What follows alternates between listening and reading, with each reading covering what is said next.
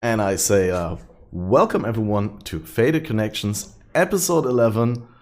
Guys, the big news is BalorMage has joined forces with me in the responsibility to bring you guys another quality Path of Exile podcast in 4-week interval. So Balor is now the co-host. We're joined by KittenCatNoodle and Dropaduski. Welcome, guys. And Hello. we're happy to go right into the topic list that BalorMage prepared. Do you want to present the first talk question, Balor? Very well. Oh, yeah, and I'll switch off the notifications that I switched off right before I went online. But somehow We didn't definitely did that first, right? I mean, first up, I guess we just go around and see what everybody's been doing for the last month.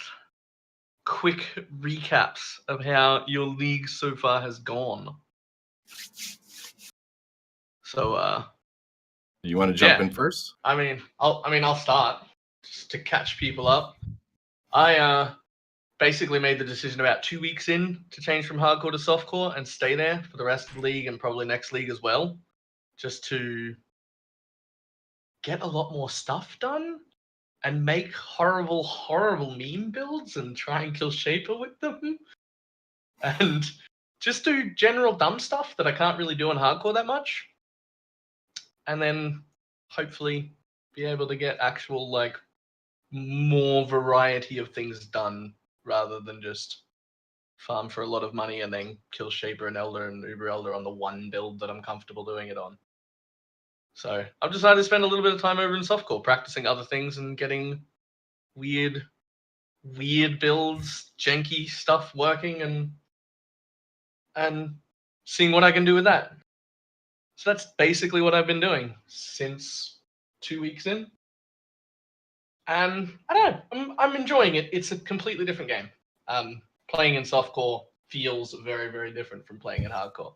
I don't think it could ever be my permanent home because, I don't know, the forgiving nature of softcore will eventually get a little boring, but I'm really enjoying it for right now because I can do weird stuff that just doesn't work and just make it work. It's fine. That sounds brilliant. That's funny because that's basically what I normally do is just make a bunch of weird builds and try stuff with it, and I did the opposite this league, so we kind of switched places. I kind of found one build that I like and stuck with that and just got it to 100, so this is definitely the league to try to get 100 with all the pure breach stones, but I started the league with Lancing Steel, and that was so bad that I feel I just needed to... Yeah, it's okay. Yes, condolences, I'm sure. It was so hard and so bad that once I found the Arakali's Fang Dagger and worked with spiders, I was just like, I want to do all the content and not have to worry about it. And then getting to 100 has never been easier, so I can have that achievement, but basically have cheated. So that was nice. I've been messing with Stormbrands mostly. I started with Stormbrands, did cast on crit. This is only my third league, so a lot of these builds I'd never done any cast on crit stuff. So I did the Cyclone, Ice Nova setup, and I really enjoyed that. And now I'm messing around with the Scorpion some. I didn't mess with it too much last league, and it's been all about Delve and Uber. I think last league I killed him at the very end for the first time, and now I'm on my 29th, or I did my 29th kill yesterday. So I'm trying to my goal was 30 for the league. So one more and then I'm done. I really enjoy the breach stones. I know it's kind of cheaty for the 100, but I think they're fun to get in a fun group and run. Oh, I love breaches. So it was basically the best of both worlds. Yeah. I think it's fun for a league. I don't know if I'd want that to be the permanent way people get 100, but they've definitely been fun while they were there. Yeah, it's felt, I don't know, from my community standpoint, it seems like a lot of them, especially the Diablo folks, if some of you don't know my background, I used to be Diablo based, and a lot of people feel like group play is less utilized, at least from what they see, and the Breachstones have been more of a lot more group centered. They've been seeing that and seeing how much fun they can be. So I think it's been a positive thing for some of those guys that are, in the middle ground of both games. Yeah, guys, that sounds pretty much like very much like what I've been doing. I've been known to play a lot of hardcore solo self-found and to never really go beyond red maps. And then this league, after initially playing hardcore solo self-found and dying for the second time, I was like, okay, the race is over kind of for me. Let's see, maybe I should really learn some endgame in Path of Exile. And I did the Frostwind build that I did in 3.1, which is basically utilizing the White Wind Imperial Scheme unique that has a huge bonus to increased cold damage when your offhand is empty, and also a little bit of dodge attack hits.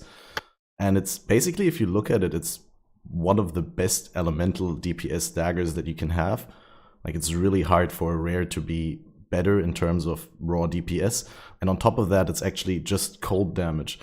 So it's very easy to scale with increases and penetration, as opposed to mixed elemental damage, right? And I was gonna say, let's see how far we can get this, but then we actually managed to get Uber Elder down, which is people told me with that weapon and with that setup you can't do it, and we kept on optimizing it. And at this point, I really have some insane gear, but it wasn't that expensive because elemental dagger builds are just super out of meta. Like, no one is interested in Abyss Jewels with dagger attack damage. It was so cheap to gear that. And yeah, so my first Uber Elder, I learned the fight, bricked like 600, 700 chaos in order to learn it. Tuition fee. But it's fun. And yeah, with the breach zones, I've leveled a little bit in breach zones. They're super strong. I'm not sure whether that's supposed to stay like that in the game. But I agree, for a league, it's fun. Give people a flavor of how it is to push endgame content. Make it a little bit harder next time. The same people will still want to reach a high level next league. Maybe not even 100, but just once you get a little bit of a taste of how advanced endgame feels like, you always want to reach that. I remember for me that was Pirandas was the key league where I had a really, really well geared out character for the first time. Just because the abundance of availability of good gear. And yeah, since then I've always been aiming to elevate my gameplay. I think I somehow skipped Pirandas, and everyone talks about it. I regret somehow skipping Pirandas. Sounds like it was a lot of fun, Pirandas. If they leave them in, I mean, I guess they could gate them to make them harder to get or something. I do think they're really fun to do. I just think right now, I mean, it's the go-to. It's easy to set up the rotas. You don't even need that much currency. If you just get 2 or 3, you're going to get to run for like 2 hours, at least. So yeah, they always balance stuff. I'm not too worried. Or at least I don't. As long as they don't leave them in the current state, then fine. I think it was a good league. Maybe the not league 2 hours, mechanic but is a nice thing, but. Well, it depends on how they're implementing the syndicate at all in core. Mm-hmm. Yeah. So if it's a daily, that's going to be a pretty big shock to your ability to get that, because you're assuming that it's broken up into 4 possible situations anyway. So. Mm-hmm. Speaking of nice, very complimentary segues. You're welcome. First topic up is implementation of the league. And how do we like how it was actually put in? Like the league itself. So for this specifically, I kind of want to separate, because I had a lot of fun this league, but I personally think a lot of it came from the new master systems and the new base game. Mm-hmm. Mm-hmm. And that's not actually part of the league. I kind of feel like this might have been one of the most boring leagues we've had in about 2 years for league mechanics. I didn't focus the syndicate stuff. I wasn't actually a big fan of the safe houses. I had more fun this league than any of the 3 I've done, because I was able to do incursion and delve during the league. But yeah, if it had been just safe house, Harbor Bridge, I probably would not have have had as much fun, or wherever you decide to farm the safe houses. Yeah, for sure. I think that the league, when I heard of the idea, I thought that it was going to be really interesting lore and a really interesting story. And I feel like they didn't do a great job of making the lore easy to follow, because you kill a bunch of syndicate members and they all talk over each other. There's no way to refer back to what they said. And, they added the manifesto stuff, but that was pretty late into it, where you're already basically doing syndicate blocking and you're maybe running one of them, one safe house all of the time. I mean, it pretty quickly became just like, oh, there's one thing that I want from the safe house. I want my sulfite scarabs, I want my breach stones. And then you just do that over and over. And it's just a way. It was like a way to do other things. It wasn't really its own like standalone interesting league or mechanic, really. I agree with that for sure. I think it was probably, I don't have a huge pool to choose from. So, but even what I experienced from the little bits of the previous leagues, you can either get through Xana or prophecies or whatever. All of those seem to be somewhat more exciting than well, besides the fact that in the beginning, just encountering the syndicate at endgame high tier maps was like, well, do I want to do this on this character? Because they're probably just going to destroy me, so they did tone them down. But then beyond that, there were a lot of people in my community specifically that really enjoyed running the safe houses, but I've never been a fan. Like during Delve, I didn't do the, sulfite per hour trick where you'd run in and just grab it and go. I do like to run the maps and so farming the bridge or any low-level area just to get the breach stones just didn't appeal to me at all. I wasn't a fan of that portion of it. I think a lot of people, especially people who didn't know how to make money to begin with, really enjoyed running wherever it was, Harbor Bridge or whatever, because they were making a lot of money. Mm-hmm. Just enjoyed the money-making side of it. Yeah. I would struggle to understand anyone actually enjoying farming. That doesn't... You might be enjoying it the same way you'd enjoy the shitty job you used to work, because the new one's the same, but they're paying you $20 more, and now you're having a good time. Yeah, that's perfect. You're just getting paid a lot to do something that's... Okay. Well, the kit. Enough bashing. I'm gonna take an unpopular opinion here. I'm gonna tell you guys, this is my favorite league of the year. It's the best league there was. Incursion was almost as good. Incursion was my favorite prior to Betrayal, but Betrayal is a lot more replayable because there's a lot more options how you can structure the syndicate, and a lot more RNG and a lot more choice involved than in structuring a temple. And while I don't like the safe houses, I don't like the repeated grind for, going into Ossuary and resetting it 1,000 times, or Harbor Bridge, or whatever you do. I do really like... I started in solo self on hardcore, so it's not because I got good rewards for it. It is because good rewards, but not because of the economic value.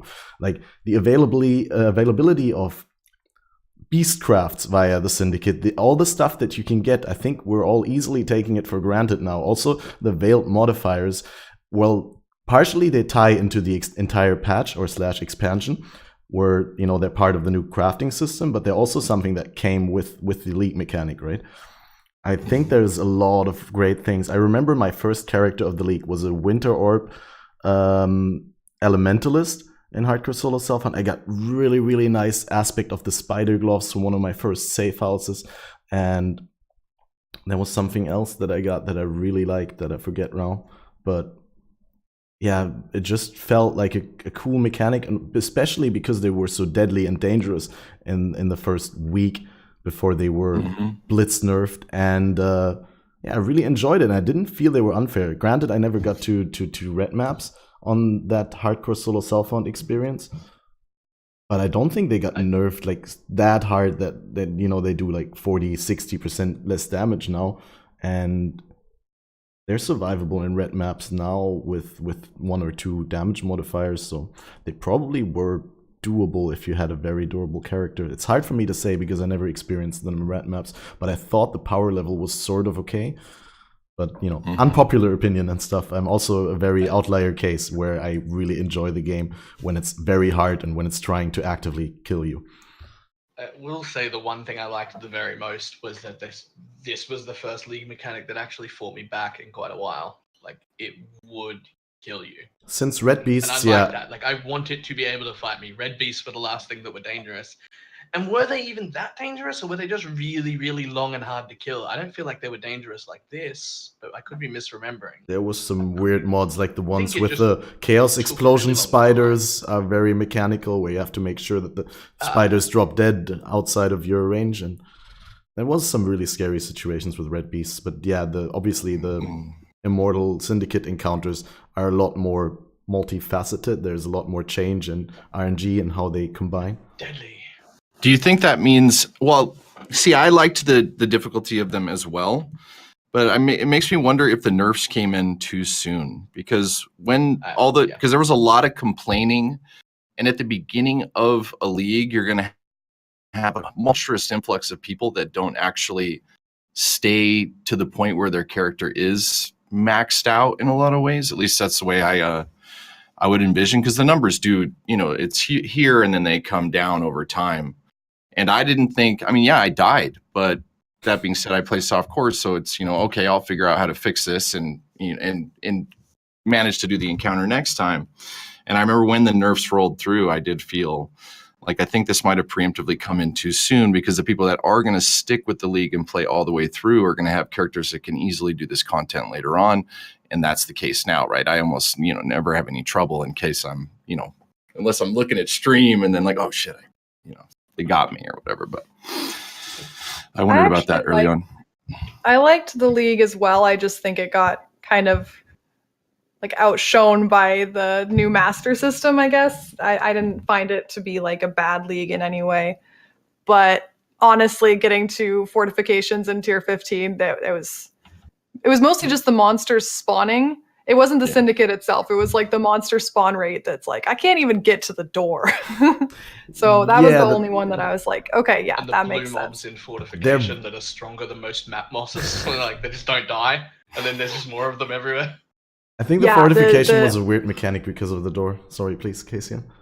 Oh, no, I was just going to say that, that if you get allies can't die with the fortification spawn rate, you're just go away. Just abandon ship.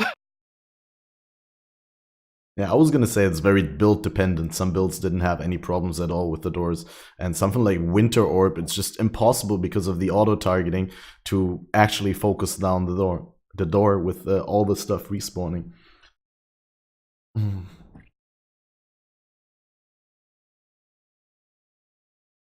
But on my Frostblades character, I didn't have any problems. Because I can just jump up to the thing and name lock to it and bring it down. I thought they are fun when I fight them as intended, right? I've complained a little bit about the Harbor Bridge, but that's just efficiency, right? Everybody's going to find the most efficient way to farm whatever is the most profitable. But I do think that the encounters themselves have been, they are mostly fun interactions when you find them in any given map. The forts, as you guys were saying, is probably the one that was the nightmare fuel in the beginning. But now, after that tweak where they could no longer, the minions would go away and the other things that they changed there, I really enjoy those encounters at this point. Like if they were something that were in the future Xana mods or, something that the random dailies or something, I would enjoy seeing them, I think, in the next leagues too. However they bring them forward, because there will be some aspect or element, I would assume. Interestingly, I think I would like them if they stayed as a daily that I didn't like, a random chance to appear and I wasn't seeing them all the time. Yeah. I probably would actually like them. I mean, that's the case with a lot of league mechanics. A lot of people that I talked to about this were like, I don't really like the Syndicate. And I was like, but dude, if you were actually looking forward to fighting them instead of getting them shoved down your throat, where you're actually like, oh, I really, really need another fortification encounter to get the safe house to then loot something that I've been building towards, and you only get them every 10 maps, like you nowadays get breaches or abysses naturally, then don't feel that fed up with them, and they actually feel good because you've been looking forward to them. And then if they still stay challenging encounters, that's win-win for everyone. I'd really like them to appear on Zana missions, for instance, like Harbingers or stuff like that. You know, then you just slay the Immortal or like compete the Immortal Syndicate encounter. Mm-hmm. I assume we all agree that this has to go live in some way, right? Like we're just assuming, like not even just a we think it should. We're just assuming that this goes live in Absolutely. the permanent. I would say, yeah. Right. I remember the Like, same there are discussion in scarabs on that Bestiary. tab. Yeah, there are scarabs on one tab. Half of the crafting system is tied to unveiling mods. Like, I don't know, it would seem like a lot of work to pull it out now. I wonder if they're gonna, I mean, with that much of the system tied to it, if we do get it down to the point where it's like a random daily spawn, it's going to be very, very difficult to get everything that you would need. That's going to be interesting. You know what? The one thing we haven't talked about yet is the mastermind encounter, which most people ignore anyways. So, like, that's the one thing I would love to see them, because the fight itself, granted, it's difficult. It needs to be tuned, or at least, you know, mapped out better. Some of the things, you know, they're not. The scripting seems strange to me, but if you blocked or gated some of these really cool rewards behind Katarina rather than having the rewards where they are right now, I mean, people would be running them. Like, if you could only get your breach stones after completing her or something along those lines, it would.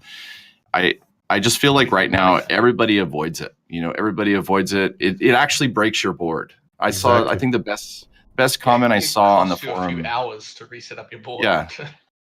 The best comment I saw was like, what if when I killed Shaper, it reset my Atlas and I had to start over again? Would I ever kill him? You know, like, yeah. So I don't.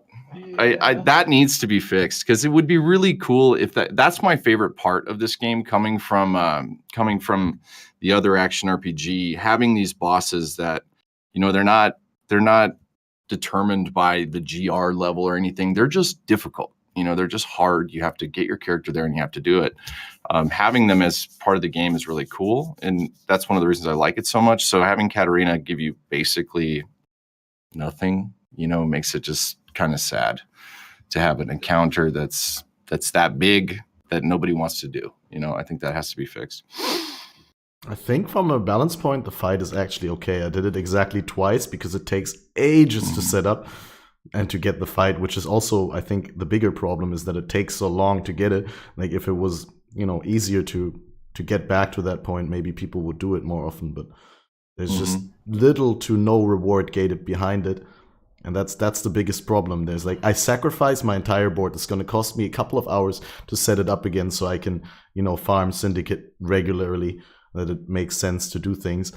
And what do I get for it? Like, there's nothing that you can't really get from her except for that flask that is neat, but it's not high enough in power level to justify it.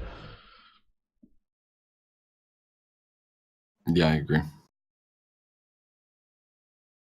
Yeah, I don't know what they could do with that, and I actually have some gripes about the fight itself beyond the fact that it just isn't really rewarding and completely sets you back hours and hours of content. I thought it was very strange, and like, I don't know, maybe you guys can chime in on this. It was very strange that they introduced mechanics that are literally the opposite of everything we've been taught in the game up to this point. So when I first got into the fight, I like to go into fights blind. I play softcore, I can do that. But you go into the fight and you start getting hit by this laser from a totem. And it's like, okay, I've seen this before. Like, run away from the laser. The laser is going to be some kind of degen. Like, nope, run to the laser. It's helping you. Like, okay, that doesn't make any sense. Or, you know, there's a bunch of ground effects. Don't hit the ground effects. I've been in a lich fight before. Like, don't want to run on those. Nope, turns out those are eggs that are going to become skeletons, so you got to run on them and pop them. What? Like, how are we supposed to?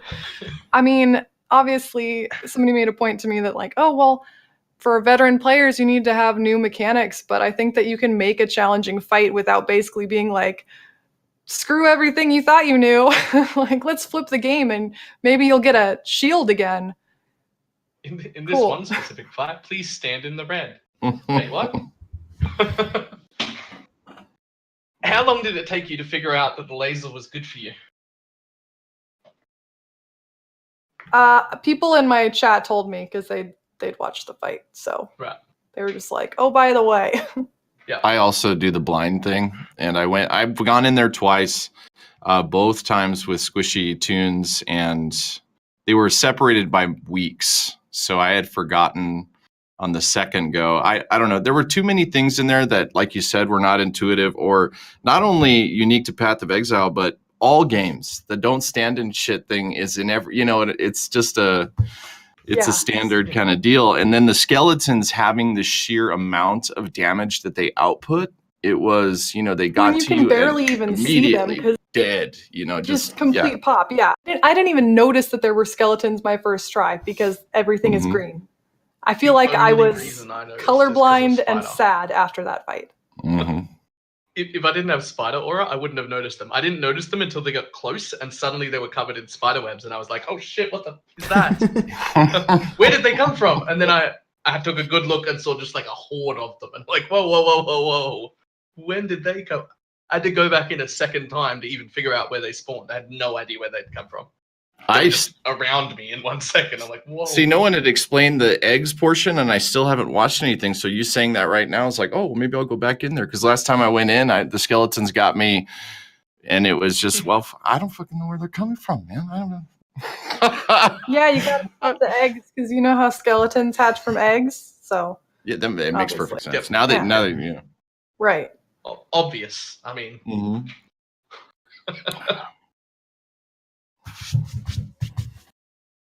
Yeah, I tried the fight 3 times and I was successful on the third, and I was like, I'm never doing this again. Like, I'm never doing this. I've done it. It feels bad. I plan on going back in. That's why I did 2. I didn't kill it yet, and I planned to wait till towards the end because I just have no desire to go in there and do it, basically because of the rewards and because I'm, don't want to screw up my syndicate board, even though it's not the thing that I enjoy farming because I don't do the bridge. Now that I have it set up in a way that's kind of functional, it's like, there's no way I'm going to go in there and ruin that board until I'm done with them. Okay, now let's go kill her and have fun with it. So I almost wish there were. That's it. It just sits there. I almost wish there were like different mastermind fights based on what you did. So then there might be some interaction with the way you've set up the board, or some way to make it a little bit more rewarding, or require you to actually do it in any way. I was actually hoping that there would be different masterminds, that every member of the syndicate could become the mastermind and the fight would be different based on that. I mean, I was not believing it when I thought, hey, that would be super cool because that would be so much work. But that was before I knew how big the syndicate is and everything. But yeah, I think somewhere on some stream, someone trolled in chat and said, like, the first time it's always Katarina. And that led me to believe that afterwards it could be someone else. I thought that would be super cool if the syndicate would shift around and everyone could be the mastermind once. And based on who's the mastermind, you'd get exclusive rewards, like uniques that you couldn't get. Like, you get the flask from Katarina, you get other stuff from other people. And I wish when they implemented, they do something, not necessarily that, because that would be too much work, but just something to make the fight so rewarding that it's really like a consideration. Well, do I keep my syndicate board, or do I get a chance at getting this super overwhelming item? Like, they rebalanced the rewards, or I mean, they're still not too good, but or at least council. Having different, like, you have to complete all of them, so that way you actually have to interact with it. And yeah, my chat actually discussed that. We were guessing who the mastermind would be, and obviously, Katarina was the first option, because like, oh, well, she's a necromancer, and based on the silhouette in the preview, like, that makes the most sense. But that's probably, like a bait and switch or something. and they'll actually have it be different people or it'll rotate. But yeah, no, it was like, nope, it's the necromancer and it's always her. Gotcha. I didn't think it was going to be her because it was too obvious. And I was like, surely they've just tricked us. Like, surely they're not. Like, surely this is, like you said, a bait and switch. That's what I was expecting. And it didn't. Nope. It was Katarina. All right. Tricked. So, since we're talking about their rewards, I'm actually, because delving is actually, that's my favorite thing to do at this point. Before it had been incursions, but I've really started liking to do delves more and more as time passes. And I'm really nervous about how we're going to interact with these sulfite scarabs. Like, how will we have access to that next league? Because that's, that's part of main game now. So that's going to be, I mean, they're there in the tab. I wonder if they're going to be like actual drops in the future. Some of the other scarabs would be, I'd like to mess with some of the ones that we're not actually, you're not target farming them all day long. So if I got them, I got them. If I didn't, I didn't. So I haven't toyed with as many of them as I'd like to. I wonder how they're going to implement that. That's something I'm very curious about. I mean, I'm all but positive they'll still be in the game because so far back as I can remember, they've never, I want to say, added league drop stuff to stash tabs at the beginning of a league like they did this time. They've never done that I can think of. And just the very fact that a place for them exists in our stash tab, to me means it's already core. Like the decision was made before the league even started. Those scarabs are coming across somehow. It's gotta be, yeah. Yeah. I don't necessarily love that idea, but I'm positive they're coming. Like, we're gonna have a bunch of people like, you got any more of them sulfite scarabs? Yeah, dude. That's gonna be me. I'm like, I need a couple more. Don't get them sulfite scarabs.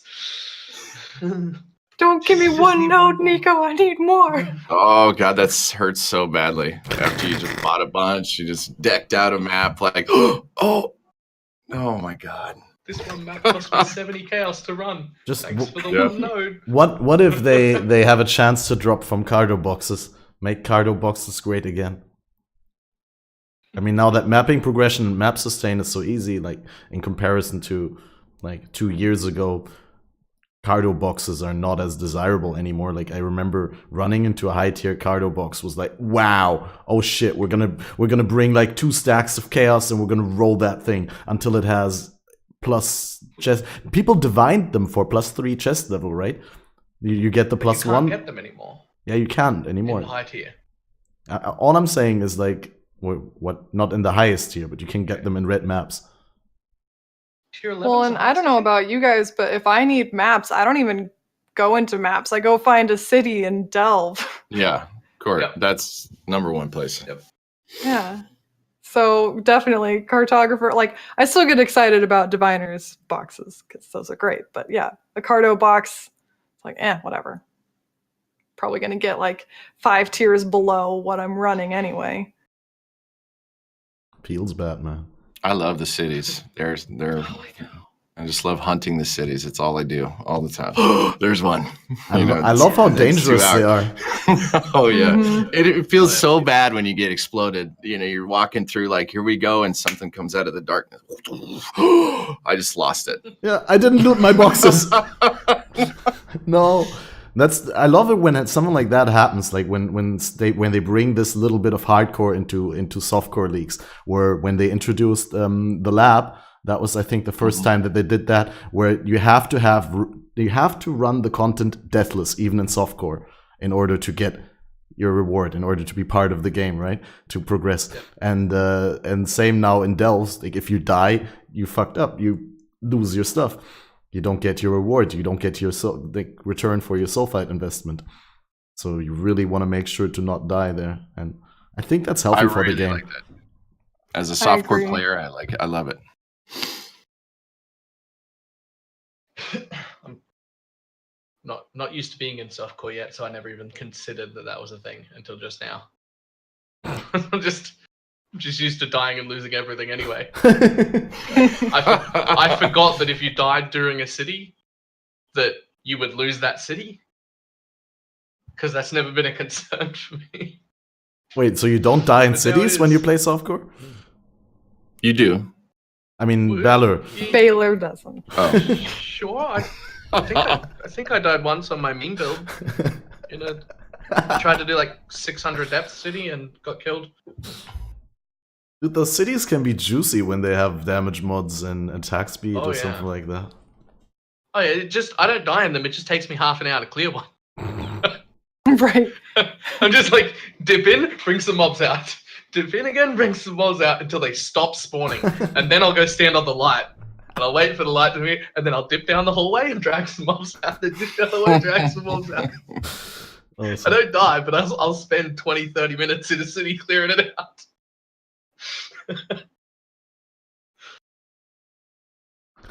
So, about the crafting mods being tied to the Syndicate, I think we haven't touched upon that. What do you guys think about that?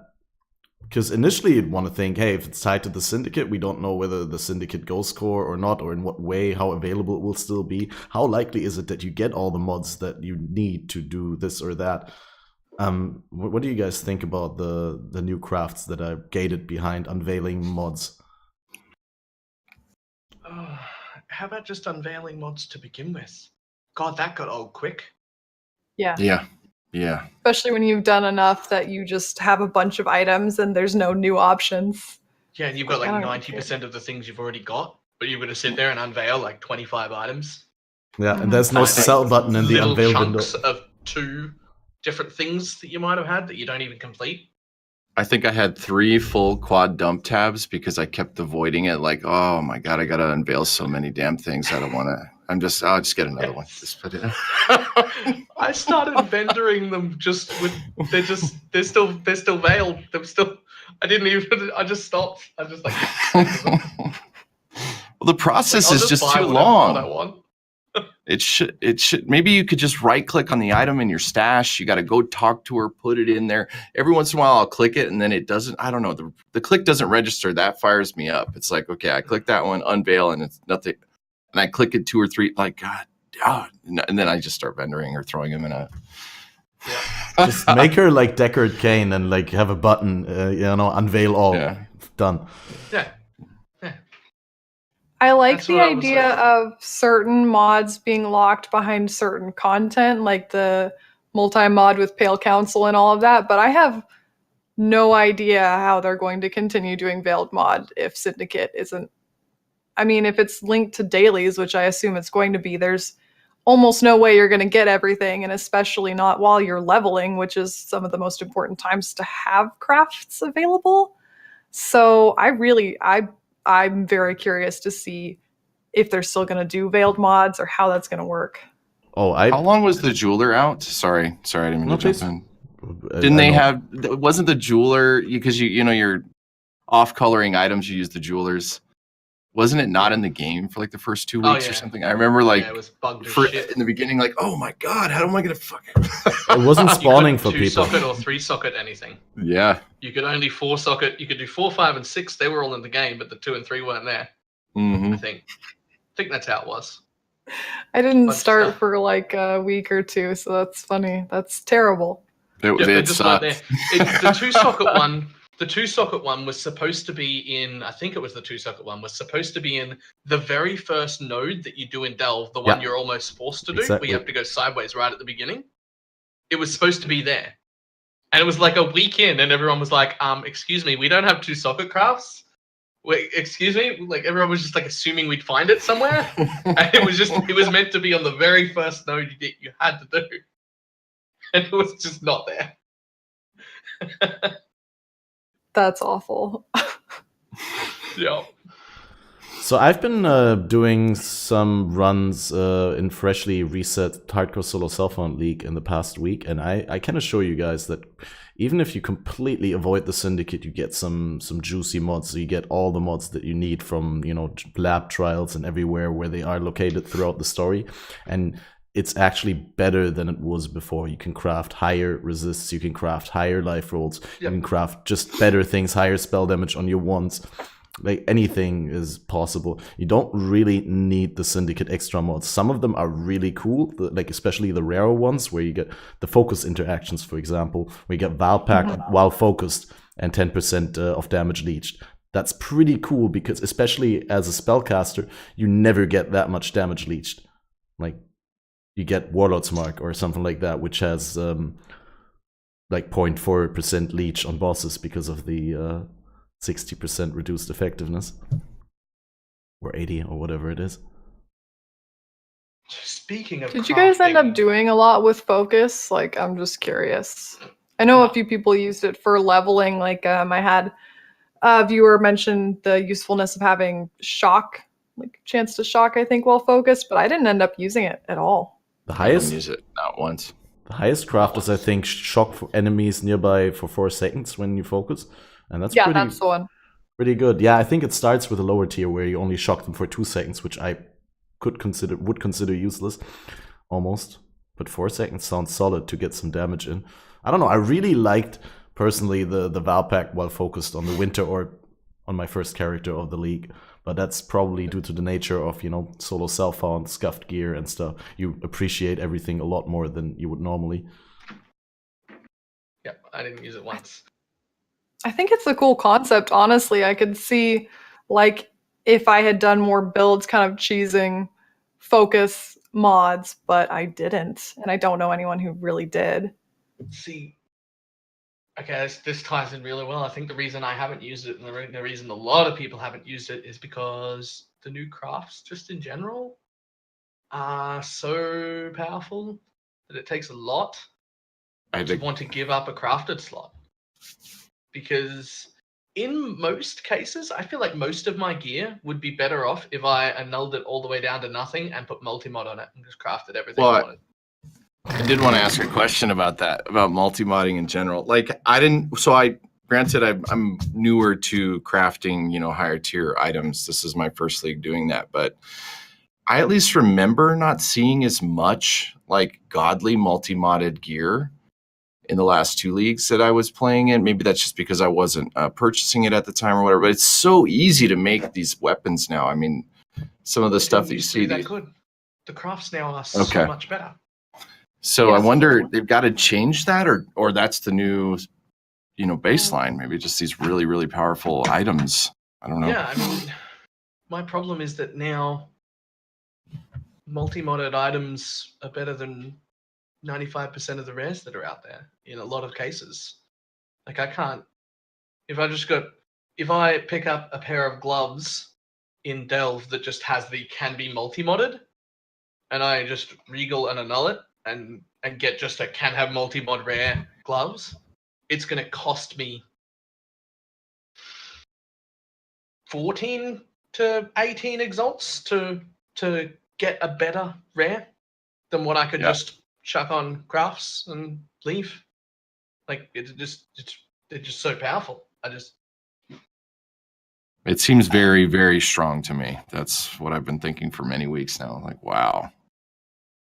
I definitely noticed a lot more people asking about crafting and crafting in general. So maybe that was just kind of a way to get people to be more interacting with the new crafting system. But I will say, when people like to ooh, Noodle, look at this sword I just crafted, 90% of the time it's multi-mod now.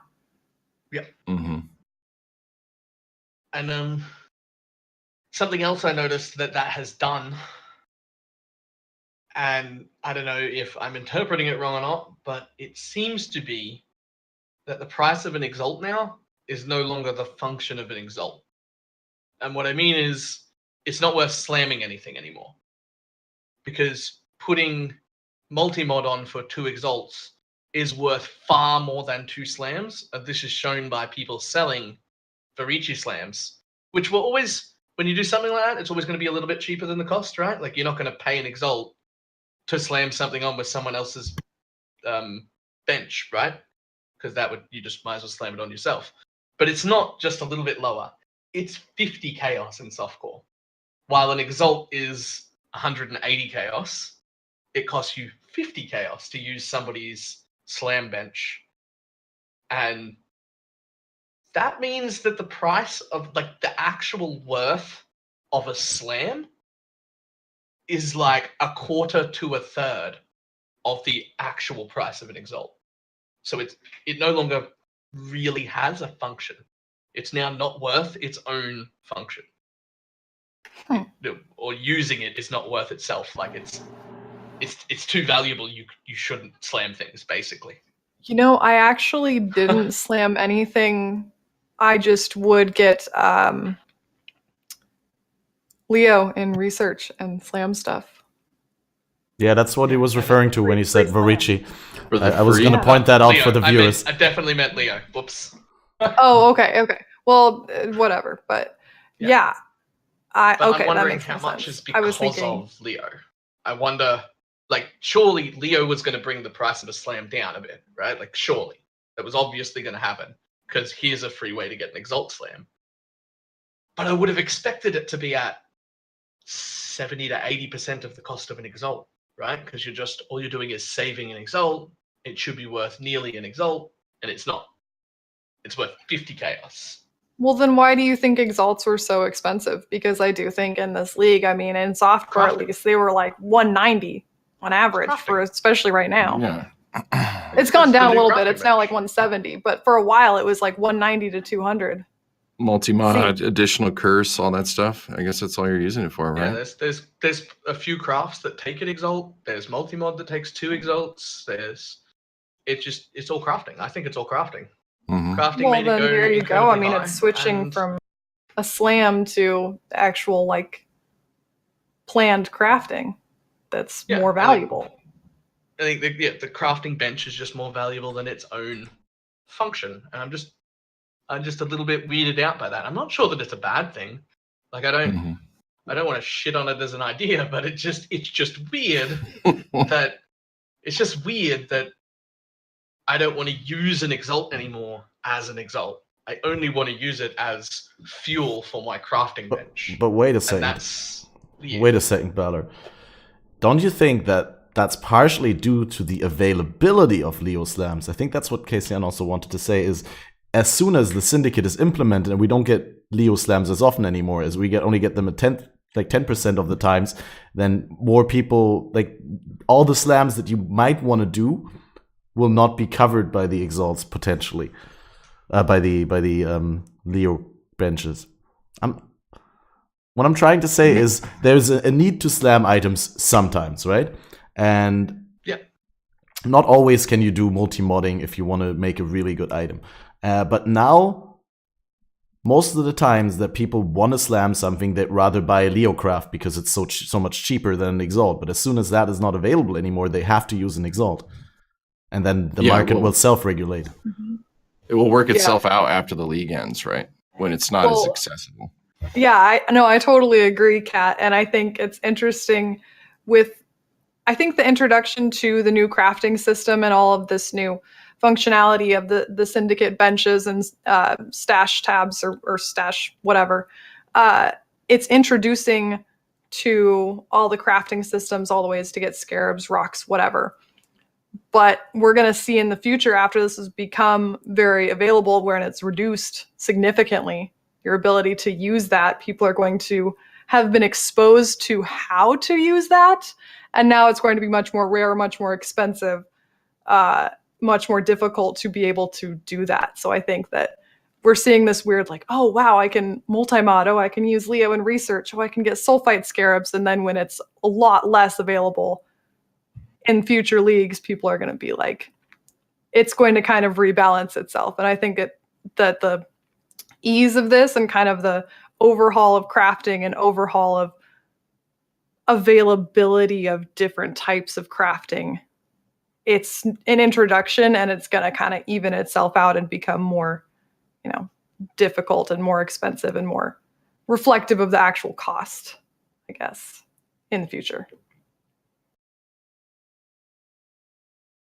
That makes perfect sense. I think it's just crazy because it's just there. Everybody's got it all the time. You can jump in the global and get one immediately. It's not. They're getting us hooked on their crafting Yeah. crack, and now we're all going to be fiends next league. Yeah, and also I hope I don't even want to slam jewels this league. Like I'll have triple tier 1 jewels, and I'll be like, I'm not spending an Exile on that. I'll just wait for Leo. Mhm. I hope that the same thing is gonna happen though for the crafting mods, where it's like gonna, because it's available a lot less. Let's assume they just implement the syndicate as it is at 10% frequency of the current encounters, right? And then let's just think for a moment how great it will be if you want a specific unveiled mod, and the first 2 weeks of the league, no one finds that mod because it's super rare, and you're like, where can I get my whatever Valpack while focused or something like that, and like and then when someone gets it, it spreads like a fire, the rumor, oh, here, Dawdle, like one of the guy Dawdle and Ector, the guys who did the master crafting pushes always on the leagues, whether you could consult for master crafting. Imagine someone like that, finds a mod and is like, hey, this or that guy found that mod, and everyone knows through just the message spreading, and everyone comes to that person because he's the only one who can craft that craft. I think that would be super cool if if they become so rare. Yeah, I agree. Next I don't league know if could I be want them to insane. that rare, but I wouldn't be surprised if they were. They're announcing next league next week, right? They keep pushing it. 14th of 14th. February. Yeah, Valentine's Day. Yeah. Oh. It's gonna be the Valentine's League. Oh God, please no. Instead of getting like traps or flares or dynamite, you get like a love arrow. You can. Oh, I hate it. I hate it so much. I'm so happy that Catmaster isn't in charge of league design right now.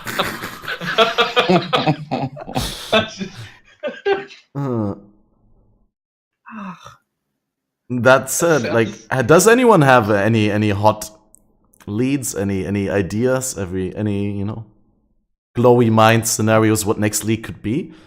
I have absolutely no evidence for this, but I really hope that they take us to some other place in Ray class, because I've been writing a series of lore videos. So right now I'm going through all of the acts, and eventually I'll get videos out, but doing more stuff. But like going to Ezimir, where the first ones are from, like where Bestiary and Einar and all those people, Grigor, that would be cool. Or going to Namakanui, like where Kauman, Tukahama, and all those people are from. That would be cool. I'd love to go somewhere else, like physically.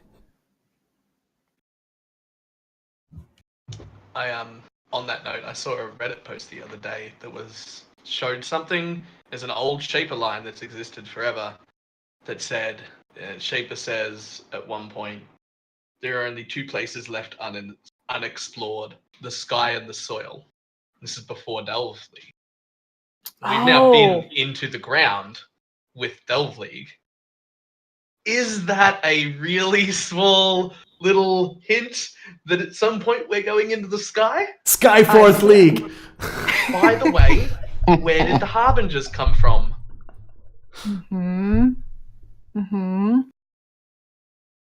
I like that. So I don't know if that's going to be the next league, but we do know that there's a Harbinger 2 coming at some point. Like, we did get told the Harbinger story has not been told, right? Ooh, I mean, that's how they blatantly teased told. Harbinger, was that they said that the Harbingers are just, the Harbingers of something. Even the word Harbinger. Yeah, right. Like even the word is like, we know for a fact there is more coming to do with Harbinger. The Harbingers are Harbingers. Wow, yeah. Mind blown. And then that Shaper line, just, I don't know if just like, I saw it and it wasn't very upvoted, and I felt like it should have been, but I saw it on Reddit and it's just stuck in my mind ever since then. I'm like, really though? Would they tease something like that that early, like ages ago when Shaper put in? I'm like, no, they would. They would tease something like that early. They absolutely would. And they'd love it if no one got it until like right when it was happening. It'd be fantastic. So yeah, I don't know. I don't know if it's next league or not, but I bet we're going somehow into the sky. Whether that means going up tall towers or mountains, or whether that means going through a Harbinger portal into something that's not actually on the ground or whatever. Like I don't know, but Ash just I made a expect really that to good point happen. that Katarina's been talking about the darkness, referring So to is the Act 2. delve darkness Yeah. forever. So Yeah. it probably There's is been a lot of purposeful. stuff like that. She says darkness a lot during the fight. She's kind of Yeah, into darkness, you know. But there's been a lot of things like that. Like Chiula existed in lore for ages before we had any idea what Chiula was. Like Solaris like and Lunaris as well, the for like temples. for like years before we knew. I thought Chayula So, was like, actually they just underwhelming are. when we actually got to see Chayula. I was always, when Chayula's item was the only thing that Chayula had in the game, I was always thinking of Chayula as like some sort of alien all-seeing eye with tentacles and crazy things. Not like like a humanoid cycloner. I don't know. It just felt underwhelming. All of these sound cool to me. I don't know enough of the yet to know what it's going to be. I honestly, as somebody like for a perspective for somebody that's started way more recently than you guys, like I had no idea other than we're probably going to get the bench rework, but how they're going to do that, and then you get this crazy fucking syndicate, all these different, the whole dynamic of this league. So I'm regularly talking with chat like, who knows what we're going to get next time? I just hope Incursion was your first league in Path of Exile, right? Yeah, Incursion was the first. So, well, I played it two years ago. I mean, way back before I think there was 4 acts, and this was only for a couple of weeks, just to kind of just give it a try. And then I was at that point still big into the GR competitive leaderboard thing in Diablo, and then that got old and came over here. Just originally for a weekend. It was just supposed to be, we'll check it out for a weekend. And then that's how I haven't. Weekend incursion. Yeah.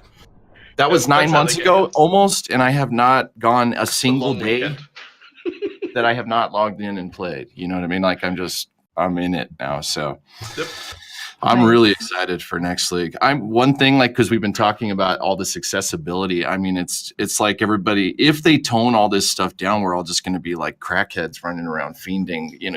We're getting so much right now with all the crafting and the scarabs and everything. If they take it away, like, how do I? What am I gonna do? Right. So probably specifically for Dropaduski then, because you came over still relatively new, at least compared to the rest of us. Yeah. This league, have you had a problem where you feel like you don't know what to do at all? Like, is it been overwhelming? Like, too much choice? Is that a thing? Because for me, I've loved it, but I'm already super familiar with all of the content. And I'm wondering, like, from a earlier standpoint. For me, no, not so much, because I've been very careful. The first person that stopped by that knew the game on the first day I had streamed it, we had a conversation afterwards, and he said, "Hey, here's a little tip. You really need to figure out what your goals are." Right. And so I spend a ton of time kind of, that first league, my first goal was get a headhunter. Right. So I spent weeks doing that solo and got it. And then now I'm very good at crafting what this goal is going to be, then this goal. But I have heard that complaint a lot in my chat, because a lot of my community that's followed me, they're in that same position. So there's so much going on. It's like they'll end up getting bored because they don't know what to pick. I don't know if that's the right way to put it. You know what I mean? Like, well, I could do Safe House, or I could do this or this. So yeah, from that standpoint, especially not having, because, all these things to consider, like, I don't know all the lore as well as you guys, right? So there aren't some of those ties that probably hook you in as of now, like little things that you guys have noticed, like, oh, he said this and this, or from the Harbinger, or Katarina said, like, well, I don't know the backstory to that. So to me, it doesn't. So for myself specifically, I would say no, but I would definitely agree that for someone coming over, because I'm sure they got a lot of refugees after the mobile, the mobile thing that went down a couple months ago. This was probably, I did not expect it to be as, I'm just going to say, complicated. The syndicate then combined with incursion and delve, that is a lot for somebody as a brand new player coming in like, hey, I'm going to check out this cool game I saw a preview for, they show up like, whoa. So yeah, I think a lot of new players are probably got to that point pretty quick. I knew I had a few in chat that were like, I don't know what to do, man. I'm so lost. Like, well, it's all about goal preparation with this game. You got to know, or at least know what you're looking at and not look at anything else. It's kind of like the blinder thing. Okay, I'm focusing that right there. Don't show me these things. So that's what I've been trying to tell everybody.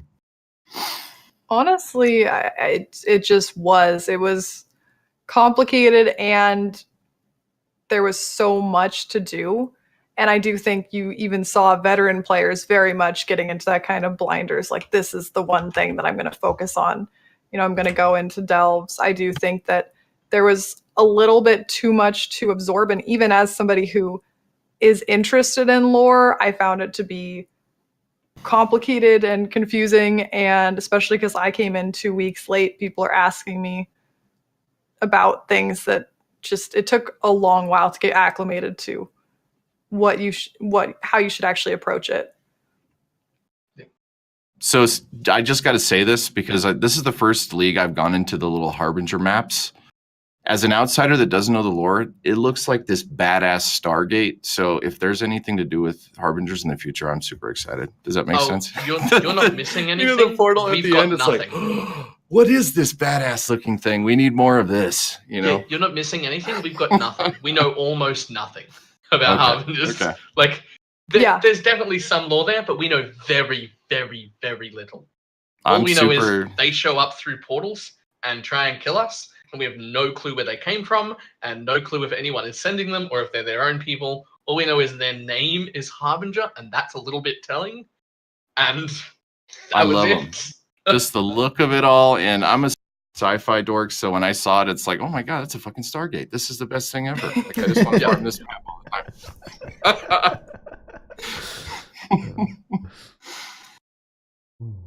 I was slightly upset that we didn't get it as a Paul MTX, but that's okay. For that league, that'll be the pack. Yeah. It does look like a Stargate. It's got the stairs leading up to it and everything. Yeah, dude, everything. It's like the weird symbols around it. Yeah. Yep. All they need is for the outside ring to move, and then that would be it. That you could actually go through it. Like, I was hoping in that boss fight there would be the first time I did a beachhead, I was like, okay, this is going to be so epic. And then they all come out of that thing and you're like, oh, this is cool. And then it's over and you're like, wait. I want to go invade their world. I need to know more. This was just 3 Harbingers. What? I learned from Alva how to colonize and explode other civilizations. Team up with Alva to go take over Harbinger. That's a good league, yeah. Conquest League. Oh, man. Wow. We are not nice people as exiles. No. Do you notice that now? Everyone. No, like, I've been writing the lore stuff, and I finished up a script for Act 8, and you find the wings of Vasteria, which you find out are like, oh, these are very sacred to the Marikath people. The people who live in Highgate that you go to all the time. Let's give them to Hargan, who is going to pawn them off, instead of like giving them back to the people that you're just about to go visit in the next act. I was like, oh, we're kind of not nice people, huh? We're just here for the payday. Like, well, it starts out with trying to help people in line as watch, getting a passage and stuff. But at some point, you arguably solved a lot of problems for the people in Rayclast, and then you just kind of pursue your own goals. You go back to Oriath, and even after you kill Kitava, you don't stop. You just get more hungry for power and items. And I think that part of the message that PoE is also conveying is that, like, good and bad are not really like clearly defined, but it's shades, and that it always depends on the perspective. Look, I'm just here for loot. Right? Just give me shinies. Let's go. Yeah. Speaking of loot, did any of you guys get any like Reddit the first week of the syndicate encounters, like stack of 10 mirrors, and like, did you see these posts? And it's, Yeah. I get in there, it's like, oh, cool, armor scraps again. I got What are these jewelers mirrors? once. I actually, when I started in softcore, like 2 weeks in, I went into softcore. First day when I did I just borrowed a tabula and 10 chaos from other people I know, right? And started. And I think during the story, at some point, I got a 3 exalt drop from one of the syndicate. Was it Janus or the other guy, Riker? I don't know. But that was the best I got. That's nice. Pretty sure I got 3 Scours once. That's probably the best I've seen. Yeah. The way Chris explained it on Reddit was like the currencies have the same chances rolling as if it was a single currency drop, and then on top of that roll, it rolls a number between 1 and 3 for the stack size. So getting a triple exalt is double lucky. First you rolled an exalt for a currency item, and then you didn't roll the 1, you didn't roll the 2, but you rolled the 3. I was like, And then that one guy gets 3 No. mirrors. yeah, that one guy That had did not 3 mirrors. happen to me. One I day. did get a few lucky drops, but no, none of that. Nothing like 3 mirrors. No mirrors. Oh, I wouldn't be here. I would just be like, I'm rich. I'm great. Yeah.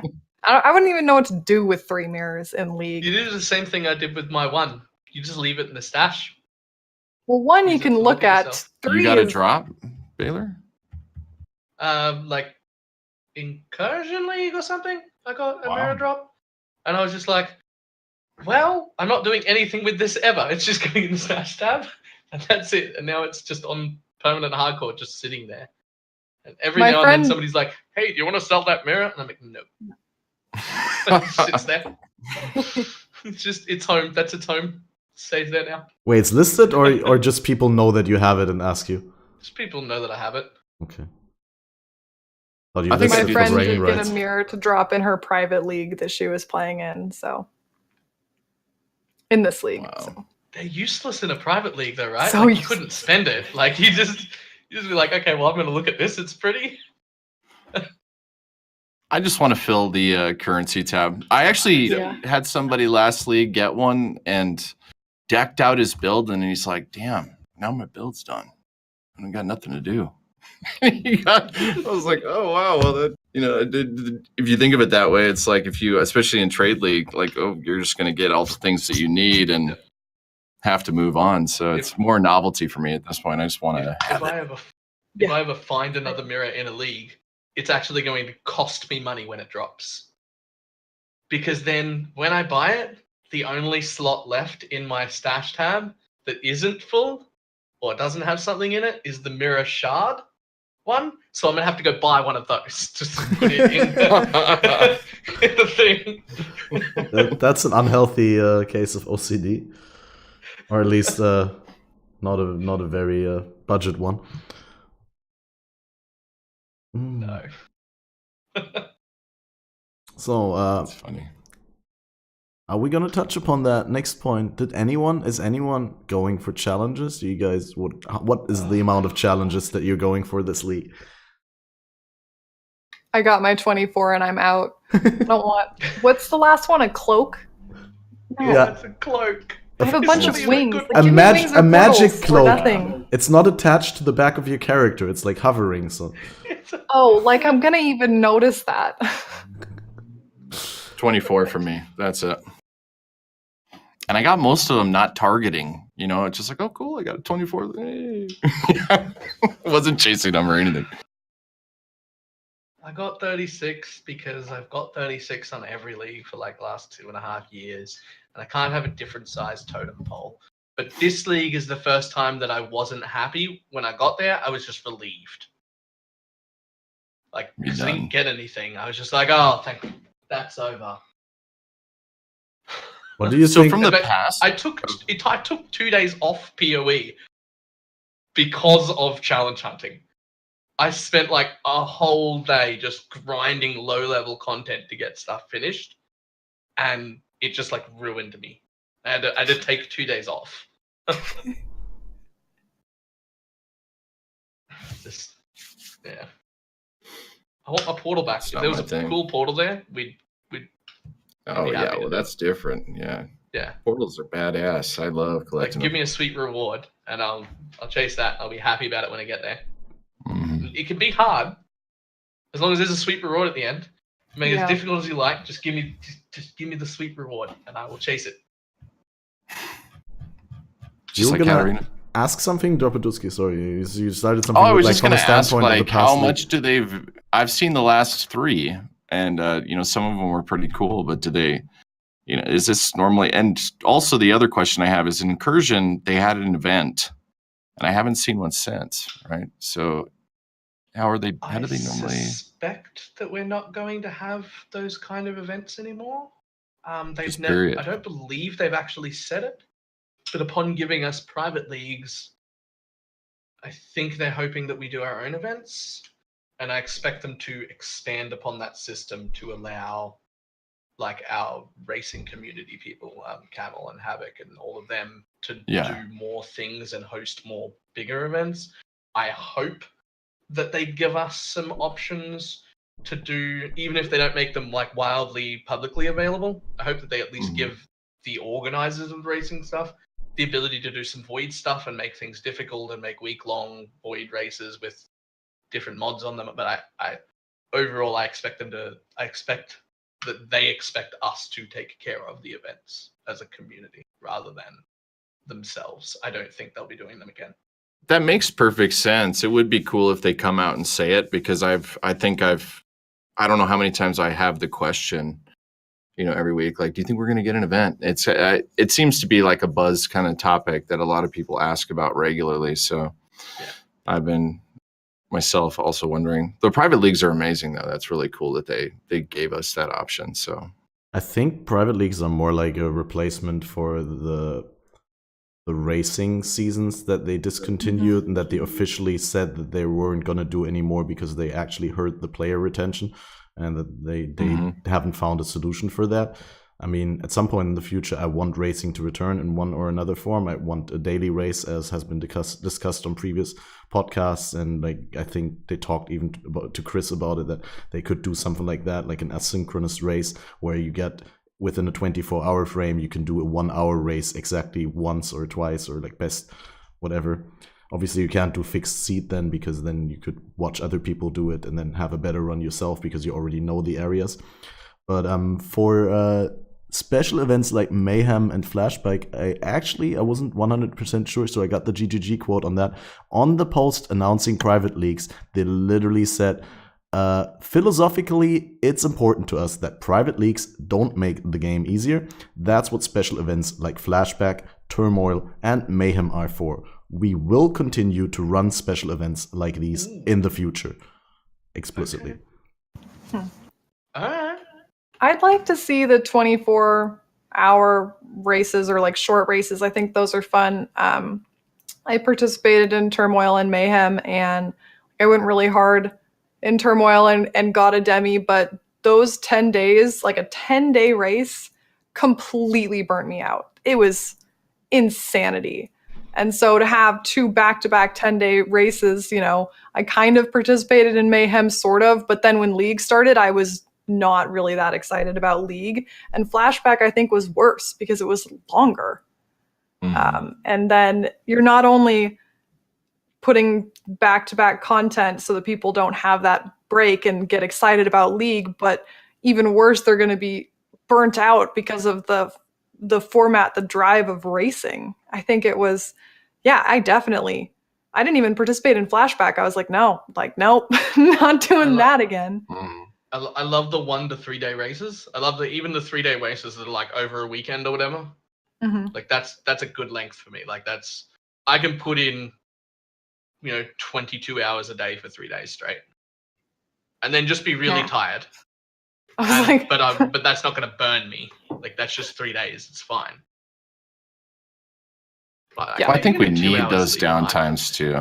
Like you made a great point. A lot of people don't even really realize either, right? They gripe like, I'm just getting bored and this and that. But if you had nonstop, full throttle adrenaline play all the time, it'd just be too much. It would burn. I think more people would burn out. I think the system, it's cool to have, but I definitely agree with you guys. The shorter stuff they're so much fun. Even just the quick 48 or 72, like you guys are saying, they build so much hype. You have fun, but then you get a couple of days to. I remember we did a private one. My community did a private one right before Betrayal, and then had a 4-day period in between where I remember feeling like, fuck, I'm just tired, for 4 days, and then here we go, so. Yeah. No, I agree. I think the break, because if people aren't given a break, they might not necessarily, even if they're not pushing super hard, just even being exposed to it could really, burn them out. You're doing the same thing. You're not getting the same enjoyment out of it. It's like they should kind of force people to take a break because they're going to be more excited about something new and it's going to be more fresh to them. I mean, it's a grinding game. You are going to probably be doing basically the same thing each time, no matter what's happening, but you kind of need that forced break. And it kind of is a forced break, right? I mean, but it's only for like me, 4 or 5 days. It's like a week, yeah. Yeah, like the league ends and then you get like 5 days off or something like that. Oh, you could play standard. It's like, well, no, I'll just go somewhere else. Of course. like the one time where I optimized my Essence Drain Occultist. I was gonna do Uber Atziri with 2 sets. That was right before Atziri's Acuity went Legacy, right? When you still had the instant leech on them. And then I went to bed the day before the league. I was like, I'm gonna grind those 2 sets or try and get them just right before the league starts. And I woke up and the servers were already down and updating. And I never got a chance to get them. And then the worst thing is I ran the sets after the update, after the initial league rush, and I did get a pair of gloves, but then the post-nerf gloves. So one more thing I want to, because that one that you just said, good point in Twitch chat too, about the skill versus endurance. I wanted to ask about what your guys' thoughts are on the Delve leaderboard system and how it's implemented and the pushing stuff. Do you think it's fine as a forum thing, or do you think it's even an aspect, like from your perspectives? You get to see who's the most dedicated sulfite farmer. He's basically, yeah, right. Wow. And who's figured out how to cheat the system, basically. Like, how can we cheat the darkness? How can you not die? Says is more accurate. Like, it's not, farming sulfite is not an issue this league. You can make 30,000 sulfite in like 6 minutes. It'll cost you 90 chaos. And you'll make way more than 90 chaos using it. So it's profit all the time. Like, getting this league, you can do as much sulfite as you want. It's everywhere. We're drowning in it. If you feel like you're struggling with sulfite, probably start learning how to use those scarabs because you should be drowning in it. It's everywhere. Really, all it comes down to is, for the most part, the leaderboard is just who's figured out how to put together another cheese build, who's figured out who's got 3 friends, and then together between you can just like rotate things around so that you're 100% immune to damage all of the time. And like once you figure that out and you've got your dedicated group that's immune to damage and cheesing stuff, they're the ones in front. And because of that, I lost interest in the Delve leaderboard. Whereas, see, and I was so excited when they announced it. Go ahead. A leaderboard in general is something that's cool, and I wish they would do that in different aspects of the game, actually. And like there's still some really interesting Delve builds that would be pushing leaderboards that I would love to see. Like on hardcore right now, Dan's got an occultist with 20,000 energy shield solo. And he is not cheesing stuff, and he is not damage immune. And that's a super interesting build. That's amazing. That sounds so cool. Cheating it. He's not immune to damage. I've seen him get hit for like 17k of his 20k energy shield and nearly shit himself and log out because that's a lot of damage to take in one hit. But he's at like 1,500. But the problem Which is really deep. Yeah, like that's crazy. And in hardcore, like that's huge. That's insane. But but that there's builds that can go deeper than that. You've got the immune like cheese builds down at 3,000. Yeah. And then they're down at 3k with 122 energy shield because they're immune to damage. And that just takes away all of the excitement I have for watching the Delve ladder. Because I'm just like, yeah, okay, he's gone to all this effort and he's really min-maxed this character and he's done it in a way better than everyone else and it's so tanky and it does so much damage. But for a tenth that price, I could copy this cheating build and just be immune all the way down. Yeah. Well, I remember for the first couple of weeks of Betrayal, there weren't, like, because I go look at PoE Ninja or something and you can see the life energy shield, on the character. And I wasn't seeing any. And I had gotten more excited because coming over from the other game, I mean, they're very much focused on leaderboards. And this is not a fishing. I don't know if you guys know what fishing is, but it's more looking for the most optimal thing for 24 hours. Oh, God, I thought you were going to talk about fishing secrets. No. No, you can't do that. You're not allowed to do that. Delve was really exciting for me as someone that enjoys that competitive thing. But immediately when I saw these builds, it was like, fuck, it just ruined it. I really wish there were some way to have a more skill-based system rather than a race to 100. Not saying it doesn't take skill. It does. You have to have some sort of efficiency. You need to get it down. But it's just not the same, I guess. So that'd be something I would love to see in the game at some point, in some form or fashion. I don't know if we ever will, but I think that would be amazing. I think on hardcore there is skill-based races that happen every league. That's what I was going to say in general. Races to go to kill Shaper, to kill Red Elder, to kill Uber Elder. Those are races that happen every single league.